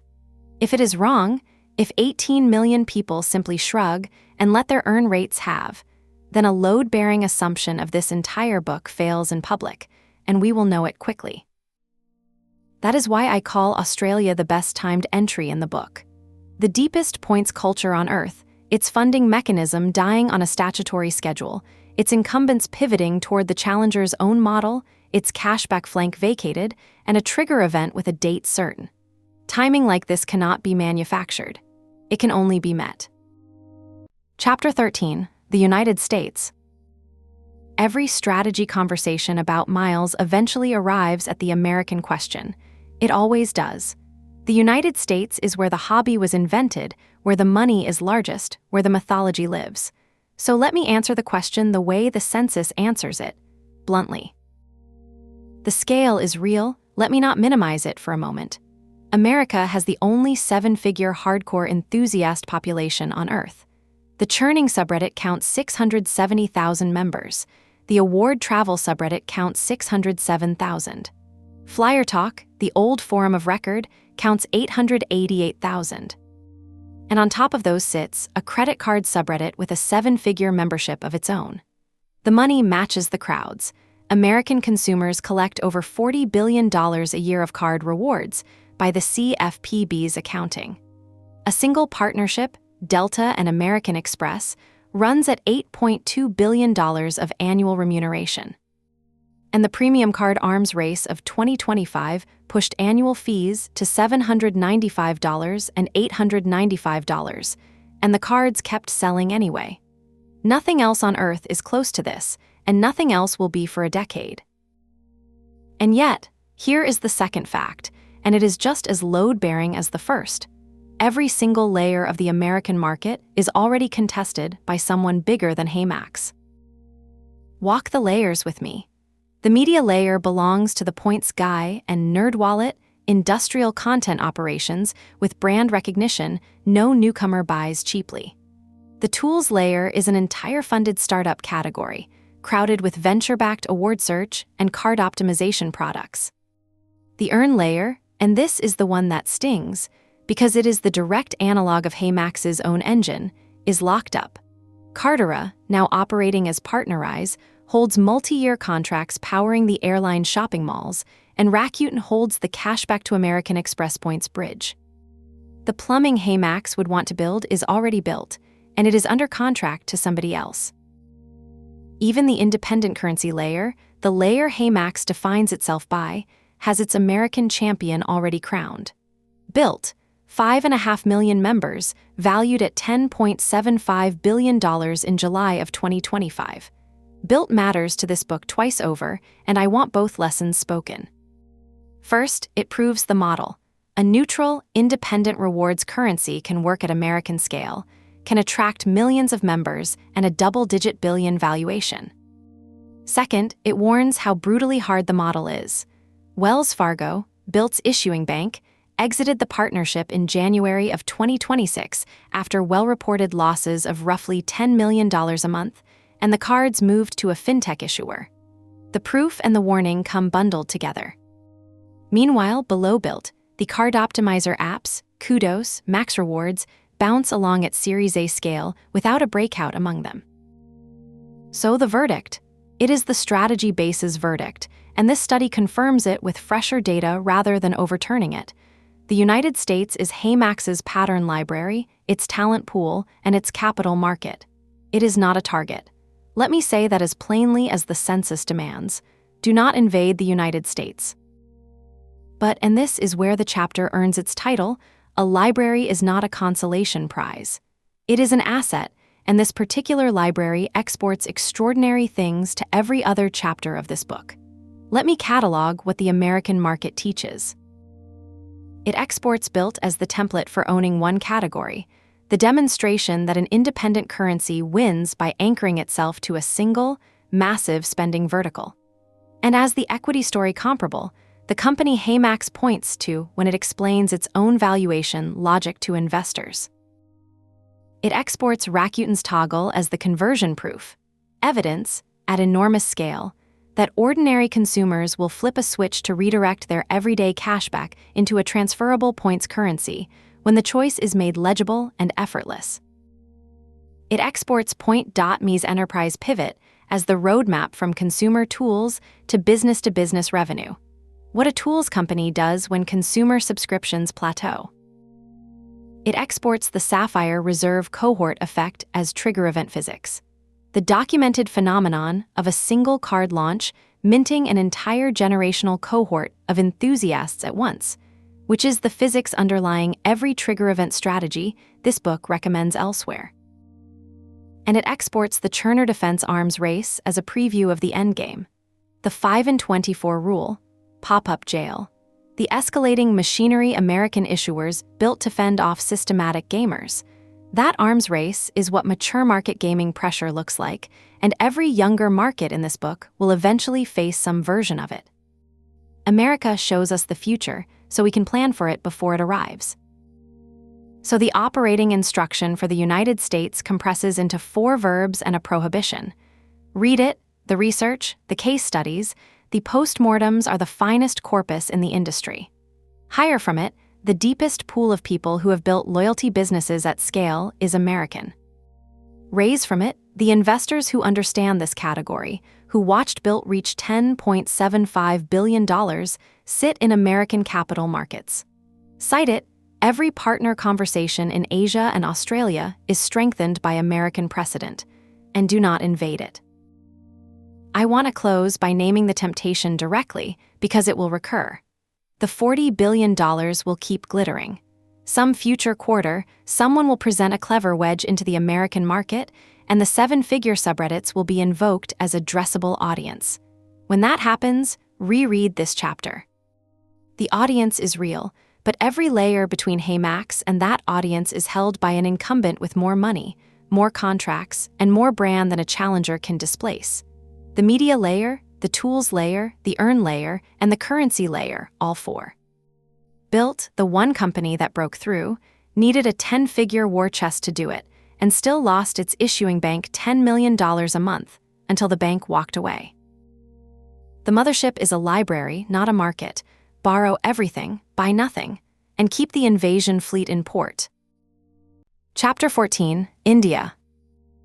India is the fastest-growing enthusiast market on Earth, and it is also the easiest place in this entire book to lose money. Both of those statements are facts, both come with numbers attached, and this chapter's job is to hold them in the same hand without letting either one crowd out the other. Start with the growth, because it genuinely is spectacular. Active credit cards in India crossed 120 million in May of 2026, up from about 100 million in early 2024.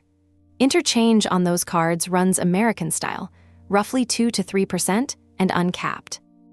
Now, that interchange flows across a narrow, premium, urban base, and that concentration is exactly what funds genuinely lavish products. Think of the HDFC Infinia or the Axis Magnus in its legendary era, cards whose generosity became folklore. The enthusiast community, meanwhile, has compressed America's 15-year evolution into 5.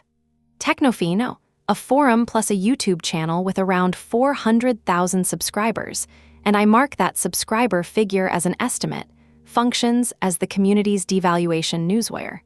CardExpert is the veteran analyst. And the Indian credit cards subreddit went from 0 to 385,000 members in 5.5 years, the fastest national community ramp ever measured in the census. Nowhere else has an enthusiast culture assembled itself this quickly. And the flag carrier finally showed up. Air India's Maharaja Club cut award prices on 90% of its routes in April of 2026. It lowered elite thresholds. It ran a points fest explicitly courting conversions from bank point currencies. It folded Air India Express into the program. Pause on how unusual that is. A flagship program investing in generosity at the precise moment Western programs are retrenching. That is a rare tailwind. Now the other hand, the structural caps, which are just as real as the growth, and which I refuse to soften. The first cap is UPI India's zero-fee payment rails, processed 23.66 billion transactions in July of 2026. 23.66 billion in 1 month at 0 fees. Those rails permanently cap how central cards can ever become in Indian payments. The card economy is a premium island in a UPI ocean, and no amount of enthusiasm changes the size of the island. The second cap is scar tissue. Indian enthusiasts are the most devaluation-scarred community anywhere, and the Axis Magnus saga is the wound that taught them. The card was gutted in 2023. Transfer fees arrived in 2024. Transfer partners were dropped with immediate effect in April of 2026, and then one partner was restored in July. That whiplash trained the community to trust nothing. And I want to be honest that this cuts both ways for HeyMax. On one side, diversification-hungry users who have been burned by single-program loyalty are HeyMax's natural constituency. A neutral currency is precisely the hedge they have learned to want. On the other side, that same program whiplash makes any India-dependent value proposition fragile, because the partners underlying it can change terms overnight. The scar tissue recruits for us and warns against us simultaneously. The third cap is economics. Monetization per user in India runs far below Singapore. The community is enormous and growing, but each member is worth much less to the platform, which reshapes every acquisition calculation. And the fourth is a shadow, a competitive one, and it is enormous. Meta invested $900 million in Cred at a $4.5 billion valuation in June of 2026. Cred is the points-adjacent giant of Indian fintech, and it now has both a war chest and the founder connection to WhatsApp, the platform that saturates Indian phones. Any strategy that imagines outspending Cred for Indian users is a strategy for losing money at scale. So the verdict: India is second wave, and the entry is partnership-led, exactly as the Doctrine holds for what I call wallet and whiplash markets, places where dominant payment rails cap the card economy and program instability erodes trust. Not first wave, not direct-to-consumer, not paid acquisition. Let me name the specific entries that actually have evidence behind them, because the Doctrine only earns its keep when it gets concrete. First, transfer partner deals with Indian bank currencies. The Axis and HDFC ecosystems already mirror the American transfer structure, bank points that fan out to airline partners. Max Miles can slot into those ecosystems as one more transfer partner, and, given the whiplash those ecosystems have inflicted, a stabler one. That positioning costs little and puts the currency inside the existing habit loop of every Indian points optimizer. Second, Air India relations, cultivated now, while the Maharaja Club is actively courting external points. A program running a points fest to attract bank conversions is a program open to conversations. Openness like that is cyclical. The moment to build the relationship is while the door stands open. Third, content layer alliances with techno-fino class institutions, the forums and channels the community already trusts, rather than paid acquisition against Cred's budget. Credibility in India is borrowed from the institutions the scar tissue taught people to rely on. It is not bought with campaign spend, and against a meta-funded competitor, trying to buy it would be ruinous. I will close the chapter with the sentence I consider its thesis, because it compresses everything above into an instruction. India is where the next million enthusiasts are being minted. The community ramp is the fastest ever measured. The card base is compounding, and the flag carrier is investing in generosity. But HeyMax's job in India this cycle is to be known to those enthusiasts, not to buy them. Be the transfer partner in their bank's program, the stable currency in their diversification strategy, the familiar name in their trusted forums. Plant the flag in their awareness cheaply and early, let the market's own growth do the compounding, and save the expensive play for a later cycle, after the second wave has crested and the economics of the premium island have matured. The fastest growing market in the book rewards patience precisely because everyone else will be impatient with it. Chapter 15, The Rest of the Map. The census covered the whole world, and the world is bigger than the markets that got their own chapters. So this chapter is 5 briefs, 5 markets, each reduced to a verdict with its evidence. I will take them in order of strategic interest. First, the United Kingdom, a viable niche and more valuable than that, Australia's preview. The raw material is substantial. Avios spans 8 airlines, and by the company's own claims, more than 40 million collectors. I flag that the 40 million figure is a company claim rather than an audited count. IAG Loyalty prints £500 million of profit. But the 2015 interchange cap reshaped the entire culture. British Points Life became Amex dependent. The British Airways American Express companion voucher is the load-bearing artifact of the whole hobby, and earn starved everywhere else. Head for Points owns the addressable core of the community at about 1 million monthly visits, and that traffic figure is my estimate. The strategic value of Britain is double. It is a real mid-term market for merchant-funded earning.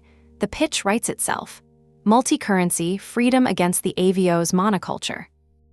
And it is the controlled experiment proving what post-October Australia looks like, because Britain already ran Australia's future. Caps kill cards, loyalty appetite survives, earning migrates to merchants. That sequence played out in Britain over a decade, and it is the best evidence we have for what the Reserve Bank of Australia's ruling will produce. As for continental Europe, programs without a hobby, skip it. Second, South Korea, and here the verdict is to avoid the earn game entirely. Interchange is statutorily capped and recut every 3 years. Small merchants now pay between 0.4% and 1.45%. The consequences are visible in the wreckage. Over 1,100 card products died in 2 years. Naver and Kakao wall off the daily points economy, so the everyday earn territory HeyMax occupies elsewhere is both economically starved and competitively fortified. The frequent flyer story, meanwhile, is a monopoly mid-drama. Korean Air's integration of Asiana prices card-earned Asiana miles at 1 to 0.82, a built-in haircut, and regulators ordered the integration plan resubmitted in December of 2025. Roughly 3.5 trillion Korean, one of miles' liability hangs on the outcome. There is exactly one opening I can see. Post-merger devaluation anxiety makes outbound Korean enthusiasts receptive to alternative redemption currencies. The Malmoa community is capable, but oriented toward American programs. So if HeyMax ever enters Korea, it enters with an award value proposition, better places to point your miles anxiety, not an earn app. The operational instruction is patience. Watch the Korea Fair Trade Commission ruling and do nothing before it. Third, China, closed as a market, open as a demand source, and the discipline is in keeping those two clauses separate. The scale is staggering. 250 million frequent flyer accounts across the big three carriers, with Phoenix Miles alone crossing 100 million members in August of 2025. There is a real enthusiast forum culture in FlyerTalk. And there is a structural wall with 3 layers. Interchange capped around 0.45%, QR code wallets bypassing cards altogether, and licensing and data rules that no foreign consumer fintech crosses. The play, therefore, is entirely offshore. Serve the Chinese-speaking diaspora and outbound travelers from Hong Kong, Singapore, and Taiwan. Treat FlyerTalk communities as awareness channels for reaching them, and never, plan an onshore product. Fourth, Canada, which I file under Fast Follow. Canada is a functional miniature of the United States. Airline swept the 2026 Freddie Awards. The Canadian churning subreddit is, per capita, the second largest churning community in the world. Interchange sits at a negotiated level of around 1.4%, thinner than America, workable nonetheless. My read, real, moderate, not urgent. Sequence Canada after Australia proves the Anglosphere motion. If the playbook works in one Commonwealth market of miles-obsessed English speakers, Canada is the natural echo. Fifth, the long file. The Gulf and Brazil, 2 markets to watch rather than enter. The Gulf is the most Singapore-like market outside Asia, and I do not use that comparison loosely. Emirates Skywards, at 39 million members, is pushing into everyday earn. The card culture is high interchange, expat-heavy, and premium. The market operates in English. And the local enthusiast media layer is thin, which is a gap, and a gap is an opportunity, because the market that lacks ahead for points is a market where one can be built or partnered into existence. I mark the Gulf as a natural midterm expansion. Brazil is the world's number 2 mass points culture, and its numbers deserve respect. LiveLow at 58 million members, with points redeemable at pharmacies, points as street-level everyday currency. LATAM Pass at about 50 million. There is also an industrial gray market in miles, and the collapse of 123 Milhas is that gray market's own cautionary tale. But Brazil is Portuguese-speaking, coalition-locked, and regulatorily idiosyncratic, 3 separate moats against a foreign entrant. The instruction is watch and learn, and one lesson in particular. Study LiveLow's points as everyday currency playbook closely, because a currency that 58 million people spend at the pharmacy counter is a preview of Max Miles' own endgame. Brazil teaches, Brazil does not host. Do not enter this decade. Step back and the rest of the map resolves into a tidy taxonomy. One preview market, Britain, showing us Australia's future and offering a viable niche of its own. One frozen market, Korea, where nothing should happen before the regulator speaks. One walled market, China, valuable only as offshore demand. One echo market, Canada, queued behind Australia. And 2 long file markets, the Gulf, the midterm Singapore-like, and Brazil, the classroom for the everyday currency endgame. None of the 5 demands action this year. All 5 reward being watched with intent, because each one carries a date, a ruling, or a proof point that will tell us exactly when its file moves from the drawer to the desk.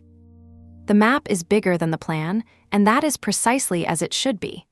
A plan that fills the whole map at once is not a strategy. It is a way of losing everywhere simultaneously. Chapter 16, The Doctrine. Everything this study has built now gets assembled.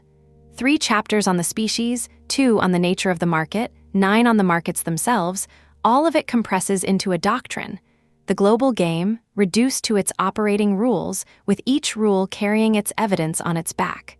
There are 5 rules. If you retain nothing else from this final part of the book, retain these. Rule 1, follow the interchange, but sell what survives its death. The playable market map, as I argued back in Chapter 5, is simply the interchange map, the merchant fee on a card swipe, and whether a regulator caps it. Where that fee is fat and uncapped, the card-funded miles game flourishes. Where it is capped, that game dies. But the doctrinal point is subtler than pick the fat markets. The deepest opportunities of this cycle are the transitions, the moments when a market crosses from one regime to the other. Australia crosses on October 1st, 2026, when the Reserve Bank's interchange cut takes effect and the bank's ability to fund card rewards collapses. And any market where caps arrive later will cross the same line in its turn. Here is what matters. HeyMax's merchant-funded engine is precisely the model that regulation keeps selecting for, because when card-funded earning dies, the loyalty appetite survives and migrates to merchant-funded rails.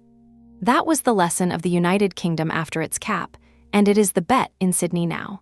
So position every entry accordingly. In fat interchange markets, ride the card culture. In capped ones, be the successor to it. Rule 2. Buy the million, get the billion. The enthusiast core is the channel, not the market. That was the central finding of chapters 1 through 3, and it is the economic heart of the doctrine. Globally, a countable core of roughly 1 million enthusiasts steers an ocean of some 2 billion frequent flyer accounts. Per market, the acquisition arithmetic runs as follows.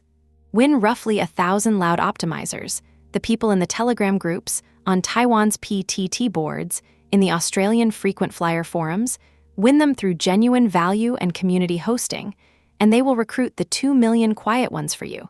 At the referral economics, the banks themselves have already priced. Hundreds of US dollars per activated follower. Every market chapter in this book named its particular 1,000, who they are, where they gather, and what they would need to see. The budget consequence follows directly, and it is the line I would defend hardest in any planning meeting. The spend that matters is community, not media. Rule 3. Coalitions are the mass market bridge. Mass consumers do not download Miles apps. They already carry coalition cards, the grocery card, the transit card, the messaging app points balance. So the doctrine says, 1 coalition per market. You in Singapore, live, Octopus in Hong Kong, live, flybys or everyday rewards in Australia, targeted for 2027. Line points in Taiwan in 2027 or 2028. Ponta or JCB in Japan if Japan ever needs a coalition at all. Every one of these runs on the template the strategy base established. Find the big program with weak redemption value and become its travel exit. What this study adds is the demand-side proof of why that template works. Coalitions are where the light and moderate users already are, and the loyalty literature is blunt on this point. Light and moderate users are the only segment loyalty programs actually move. The heavy users are already loyal, and the never users are unreachable. The bridge population lives inside the coalitions. Rule 4. Enter sideways where the natives are giants. Japan, B2B only. Korea, redemption only until the KFTC ruling changes the terrain. China, never. The United States, a library to be read and learned from, not entered. The census explains why with one brutal ratio. In those markets, the incumbent points economies count their members in the hundreds of millions. China's big 3 carriers alone hold roughly 250 million frequent flyer accounts. And against denominators like that, HeyMax's entire base rounds to 0. Frontal entry is arithmetic suicide. But notice what every one of those closed giants lacks: cross-border redemption liquidity. Their members hold enormous balances in currencies that cannot leave home. Supplying that exit, quietly, as infrastructure, on B2B terms, is a seller's market with almost no sellers, and it is the one trade a small foreign platform can make with a giant as an equal. Rule 5. The sequence is the strategy. Not just the markets, the order of the markets. Deepen Singapore first, share of wallet before user count. Execute Hong Kong, resource like a market, not like a campaign. Bridge Japan, JAL is live, and a NA is the next call. Land Australia against the October 2026 clock.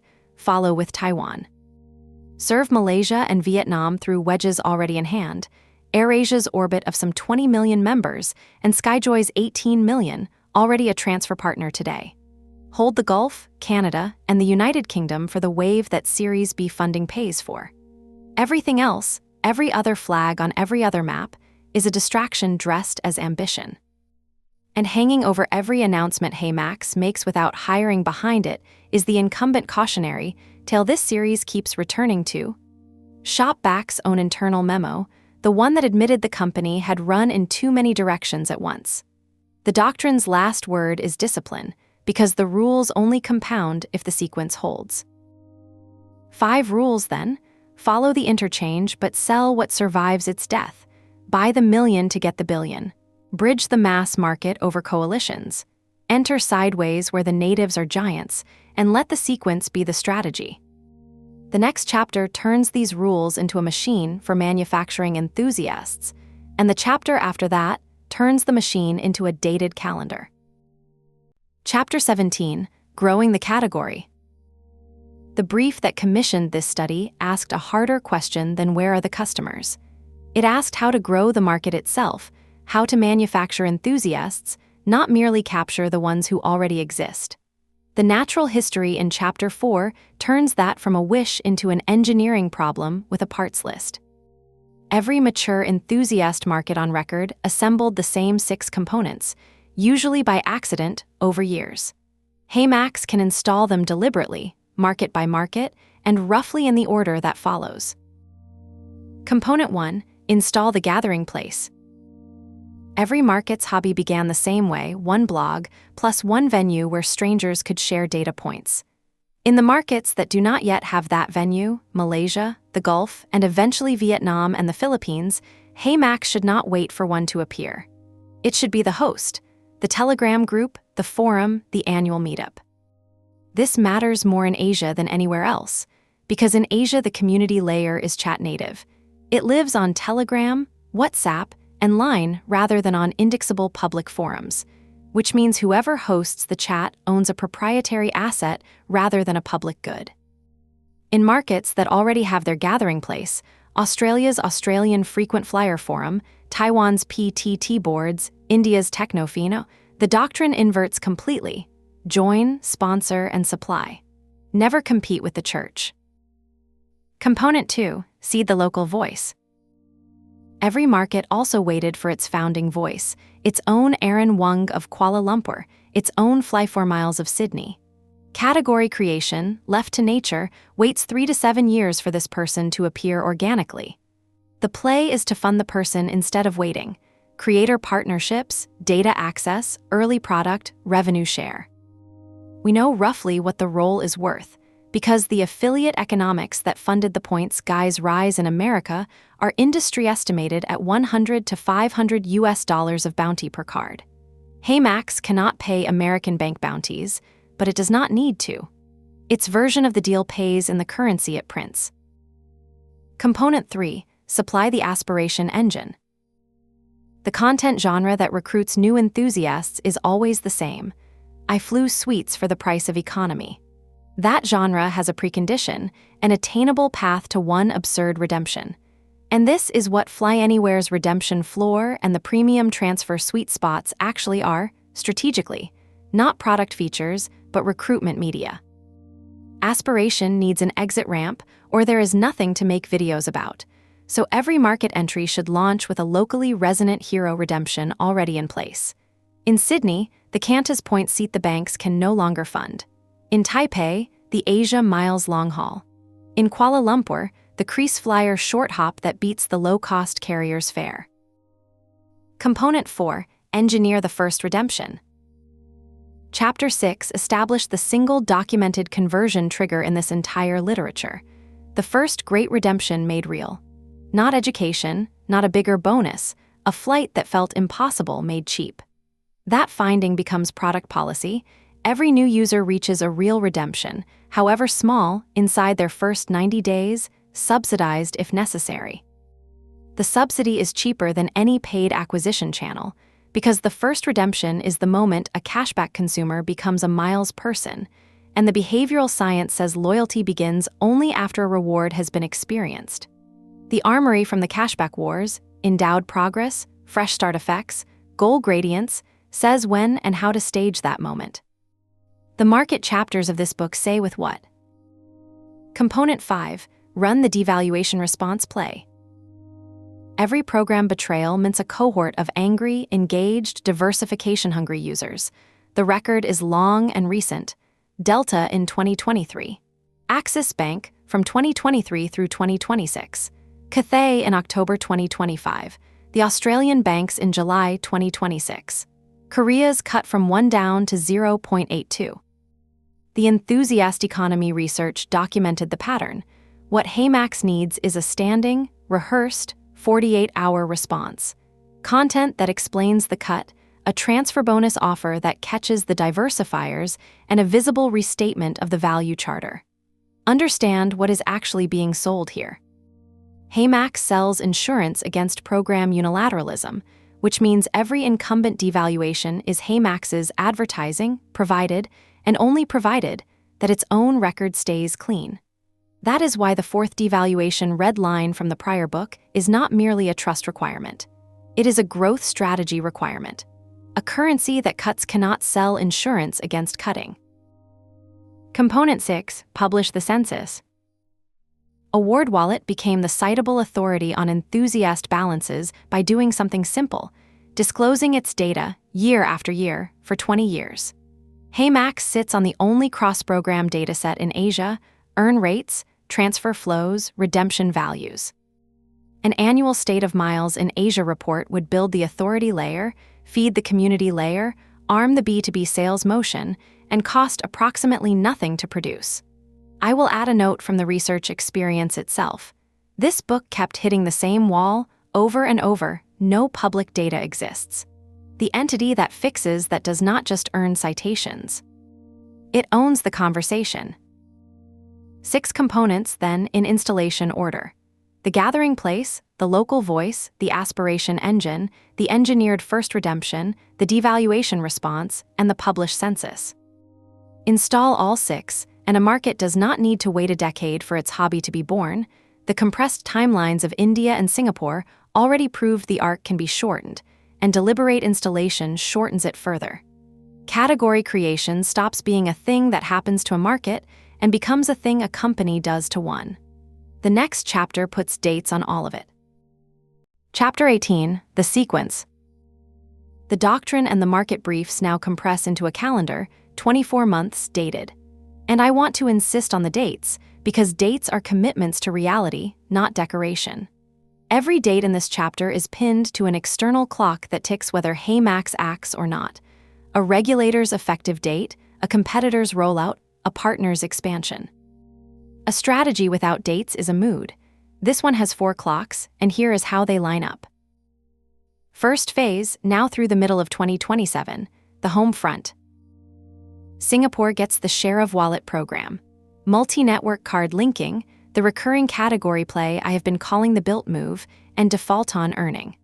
Alongside it comes the housekeeping that doubles as credibility. Monthly active user disclosure resumed, the value charter published, and the liability model built. None of these are new asks. They are the Series B gating metrics, the strategy base already fixed, and this study simply confirms them and raises their urgency. Hong Kong gets staffed properly, resourced like a market, not a campaign, with Octopus made permanent, and the neutral currency position claimed before DBS's Ascenda rails reach a second bank. That race is real, and the other runner is the region's biggest bank. Japan stays sideways. A NA conversations opened on the JAL template and zero consumer spend, not modest consumer spend. 0. Then comes the date around which this whole calendar bends. October 2026, Australia's starting gunfires without HeyMax. The Reserve Bank's cuts land. The banks finish gutting card earn, and they have already started. NAB halved Kanta's earn rates in July 2026, and ANZ and Westpac followed. Kanta's own merchant-funded overhaul goes live. HeyMax will not be in the market that day, and that is acceptable, but the moment must not pass unused. The 2027 entry should be announced into that news cycle, because the fresh start window is national and it is dated. An entire country of points, earners reevaluating how they earn, all at once, on a schedule set by the regulator. And per the partner-led doctrine, the announcement only counts if the pieces are signed before launch. The coalition anchor, flybys or everyday rewards, and the aspirational rail, velocity or cantas. Let me state the rule as a rule because it will come under pressure. Entering in mid-2027 against an October 2026 trigger is acceptable. Entering unpartnered is not. 2027, the second ring. Australia launches. Into the fresh start window the announcement claimed the year before. Taiwan gets its partner-led entry, riding the Asia Miles affinity that makes the island functionally a satellite of that ecosystem. Malaysia is served through the AirAsia and coalition orbit rather than a heavy local build. Vietnam deepens through Skyjoy, already a partner, already 18 million members, already expanding regionally, which makes it the cheapest expansion HeyMax will ever get. And the Series B raises on the established Doctrine. 25 to 35 million US dollars, an airline strategic on the cap table, and the narrative, the redemption network for Asia's loyalty economy, now carrying 3 markets of evidence rather than promises. If Chapter 17 has executed by then, the deck carries one more exhibit no competitor can copy quickly: the region's only published miles dataset. 2028, consolidation and the option book. The Gulf, the most Singapore-like market left on the map.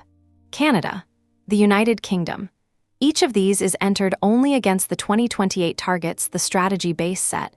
More than 50 partners, the B2B majority track, and coalitions live in 5 markets. Miss the targets and the option book stays closed. That is what gating means, and it is the difference between a sequence and a wish list. India and Korea remain what they have been throughout this study: relationship files with name triggers. For India, a bank currency partnership. For Korea, the KFTC ruling. Until those triggers fire, the files stay open and the teams stay home. China and Brazil remain reading assignments, markets to understand deeply, and to enter never or not yet. And across all of it, every phase, every market, every announcement runs the gating rule, inherited from the strategy base and confirmed by every market chapter in this book. No consumer launch without a coalition anchor, a local voice, and a hero redemption in place. Those are the 3 components that every organically successful enthusiast market had, and that every expensive failure lacked. The rule is not bureaucracy. It is the compressed lesson of every case study in Part 1 of this book, applied as a checklist. So, 24 months, 4 clocks.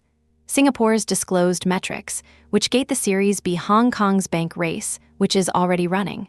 Sydney's October, which fires whether or not anyone in Singapore is ready for it.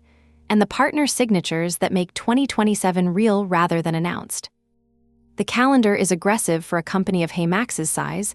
I will say more about that in the next chapter because it is the honest one, the chapter about everything that could break this plan. But the alternative to an aggressive dated calendar is not a safe, undated one. It is drift, dressed as optionality, while other people's clocks run out. Chapter 19, Risks and Falsifiers. This is the honest chapter, the one that asks what breaks the strategy, ranked by the weight of the evidence behind each threat. A thesis that cannot be falsified is a faith, and this series does not deal in faith. So here is everything that worries me in order, ending with the tests that would prove the whole book wrong. First, the incumbents' countermoves. KrisFlyer becoming a full shopping portal remains the most dangerous domestic scenario, the national airline's own app, occupying HeyMax's ground in Singapore. Cathay's super app is the same threat in Hong Kong, mounted by a stronger incumbent. And in Australia, Kanta's loyalty could crowd out independence before HeyMax even lands. Its everyday earn overhaul is simultaneously validation of the merchant-funded thesis and competition for it. The counterpositioning logic from this series still holds. Closed programs cannot go truly neutral without cannibalizing themselves, which is why I do not expect any incumbent to become what HeyMax is. But each of them can narrow HeyMax's room considerably without ever going neutral. The tripwire to watch is specific: any incumbent launching multi-airline transfers. The day a closed program offers its members many airlines instead of one, the neutrality moat has been breached. Second, the Ascenda and DBS rollout. April 2026 was Hong Kong. Each additional DBS market brings transfers in-house at the region's biggest bank, shrinking, bank by bank and market by market, the gap HeyMax exists to fill. If a customer's own bank can move points to airlines directly, the independent transfer layer loses its reason to exist for that customer. The standing answer is the direct contract program from the prior book, the disintermediation race, run faster. But the clock on that race is real, and it belongs to someone else. Third, HeyMax's own glass house. Carried forward from the dossier, and all still unresolved as of my research date. The redemption liability, roughly $6.2 million of expected fulfillment cost, undisclosed. The two books problem, the 3D valuations record, and monthly active users dark since the first quarter of 2025. This study adds a new dependency to that familiar list. The growth strategy itself now leans on the clean record. The devaluation response play and the community strategy both require a currency whose own history is defensible. You cannot host the church while breaking the commandments. A fourth cut would not merely spend trust. It would disarm the acquisition machine at exactly the moment the machine matters most. Fourth, execution arithmetic. This one is not a scenario, it is a head count. Roughly 30 people. 3 announced markets with no hiring visible behind them. And this book sequence adds coalition negotiations on 3 continents to that load. The shop-back memo, the too many directions confession, remains the cautionary document for what happens when a company of this size stops choosing. The treatment is the sequence chapter's gating rule. The discipline is holding that rule under board pressure, when the pressure will always be to announce one more market. Fifth, market-specific tripwires, dated where dates exist. Australia, if the Reserve Bank's mid-2026 review of Amex and digital wallets extends the caps in ways that also hit merchant-funded models, the timing thesis weakens. Monitor the consultation. Japan, if the Payment Services Act's prepaid perimeter is redrawn around reward points, the bridge model needs repapering. Korea, the KFTC ruling in either direction. India, the Reserve Bank of India's posture on cross-border points conversion. Singapore, MAS's view of Fly Anywhere's miles-to-cash rail as acceptance widens. The dossiers toward the boundary warning stands, and it is HeyMax's own product that keeps walking toward that boundary. And finally, what would falsify the thesis itself? 4 tests, each of them checkable. Test 1, Australia. If the October 2026 shock produces mass migration to cashback rather than to merchant-funded miles, the central bet of this book is wrong. The precedent from the United Kingdom says otherwise. The points appetite survived the cap there, but watch the first 2 quarters of post-cap behavior, not the commentary about it. Test 2, the coalition bridge. The U-pipe is the live experiment. If coalition conversion rates show grocery point members refusing the aspirational bridge at scale, then the mass market thesis fails, and HeyMax is an enthusiast niche product. Profitable, but a different and much smaller book than this one. Test 3, the species itself. If the enthusiast census stops growing, if the subreddit growth curves flatten for 4 consecutive quarters, that would be the first such signal in 15 years, and it would mean the species is finally saturating. Test 4, the fortress. If HeyMax cannot lift share of wallet past 10% at home in Singapore, with every mechanic this series has assembled, then the conversion frontier was a mirage, and the fortress is the whole business. I consider each of the 4 unlikely, and I have given my reasons across 19 chapters. But unlikely is not impossible, and the virtue of these tests is that none of them requires waiting a decade. Each is checkable within 12 months. If you ask me which number I would read first every quarter, it is the U conversion metric, because it tests the largest single claim this book makes, the claim that the billion can actually be bridged. Everything else in the strategy survives a disappointment. That one does not. Chapter 20, The Verdict. 3 books, 20 chapters in this one, and a commissioning brief that asked 4 questions. Here are the answers in order from evidence. First question, who is the customer base? A pyramid of 2 billion frequent flyer accounts, of which the programs themselves consider only about 1 in 5 alive. That ocean is steered by a countable, million-person enthusiast core, and the census of that core is now on the record. It is affluent, household incomes around double the median. It is young and refilling from the bottom rather than aging out. 2/3 of Amex's new consumer accounts are millennial or Gen Z, and India's community grew from 0 to nearly 400,000 in 5.5 years. It is home-based rather than road warrior, a spreadsheet hobby, not a business travel side effect. It is roughly 15-fold larger than it was a decade ago. And, the finding I would carve over the door, it is worth more as a channel than as customers. The banks themselves price an activated follower in the hundreds of dollars, and a single Enthusiast media endorsement once moved a top 4 American bank's quarterly card production by a third. The million move the billion. That is the customer base. Second question, what is the nature of the market? A 5-layer machine, members, community, tools, media, programs, funded by one variable and governed by one loop. The variable is interchange, the merchant fee on a card swipe, and whether a regulator caps it. The loop is this: aspiration recruits, community polices, devaluation redistributes. Where interchange is fat, the card-funded game thrives. Where it is capped, the loyalty appetite survives and the earning migrates to merchant-funded rails. That migration is HeyMax's structural tailwind, the current running beneath every market chapter in this book, and this cycle's biggest single opening has a date on it. Australia, October 1st, 2026. Third question, how does HeyMax grow Singapore? By recognizing that the fortress is mostly empty. The hardcore is 40 to 70,000 people. Around them stand more than 1.5 million Aware Button active cardholders in the world's best per capita miles market. So, deepen share of wallet before user count. Convert the ring with legibility and with engineered first redemptions. Bridge the majority through you and through employers. Keep SI a partner and keep the currency record clean. And measure victory in disclosed actives and miles per user, never in registrations. Fourth question, and overseas. By the doctrine this study confirms and sharpens. Execute Hong Kong before the bank rails close the gap. Enter Japan only sideways, as the cross-border bridge its giant closed ecosystems structurally need. Land Australia against the regulatory clock, with the coalition anchors signed before launch.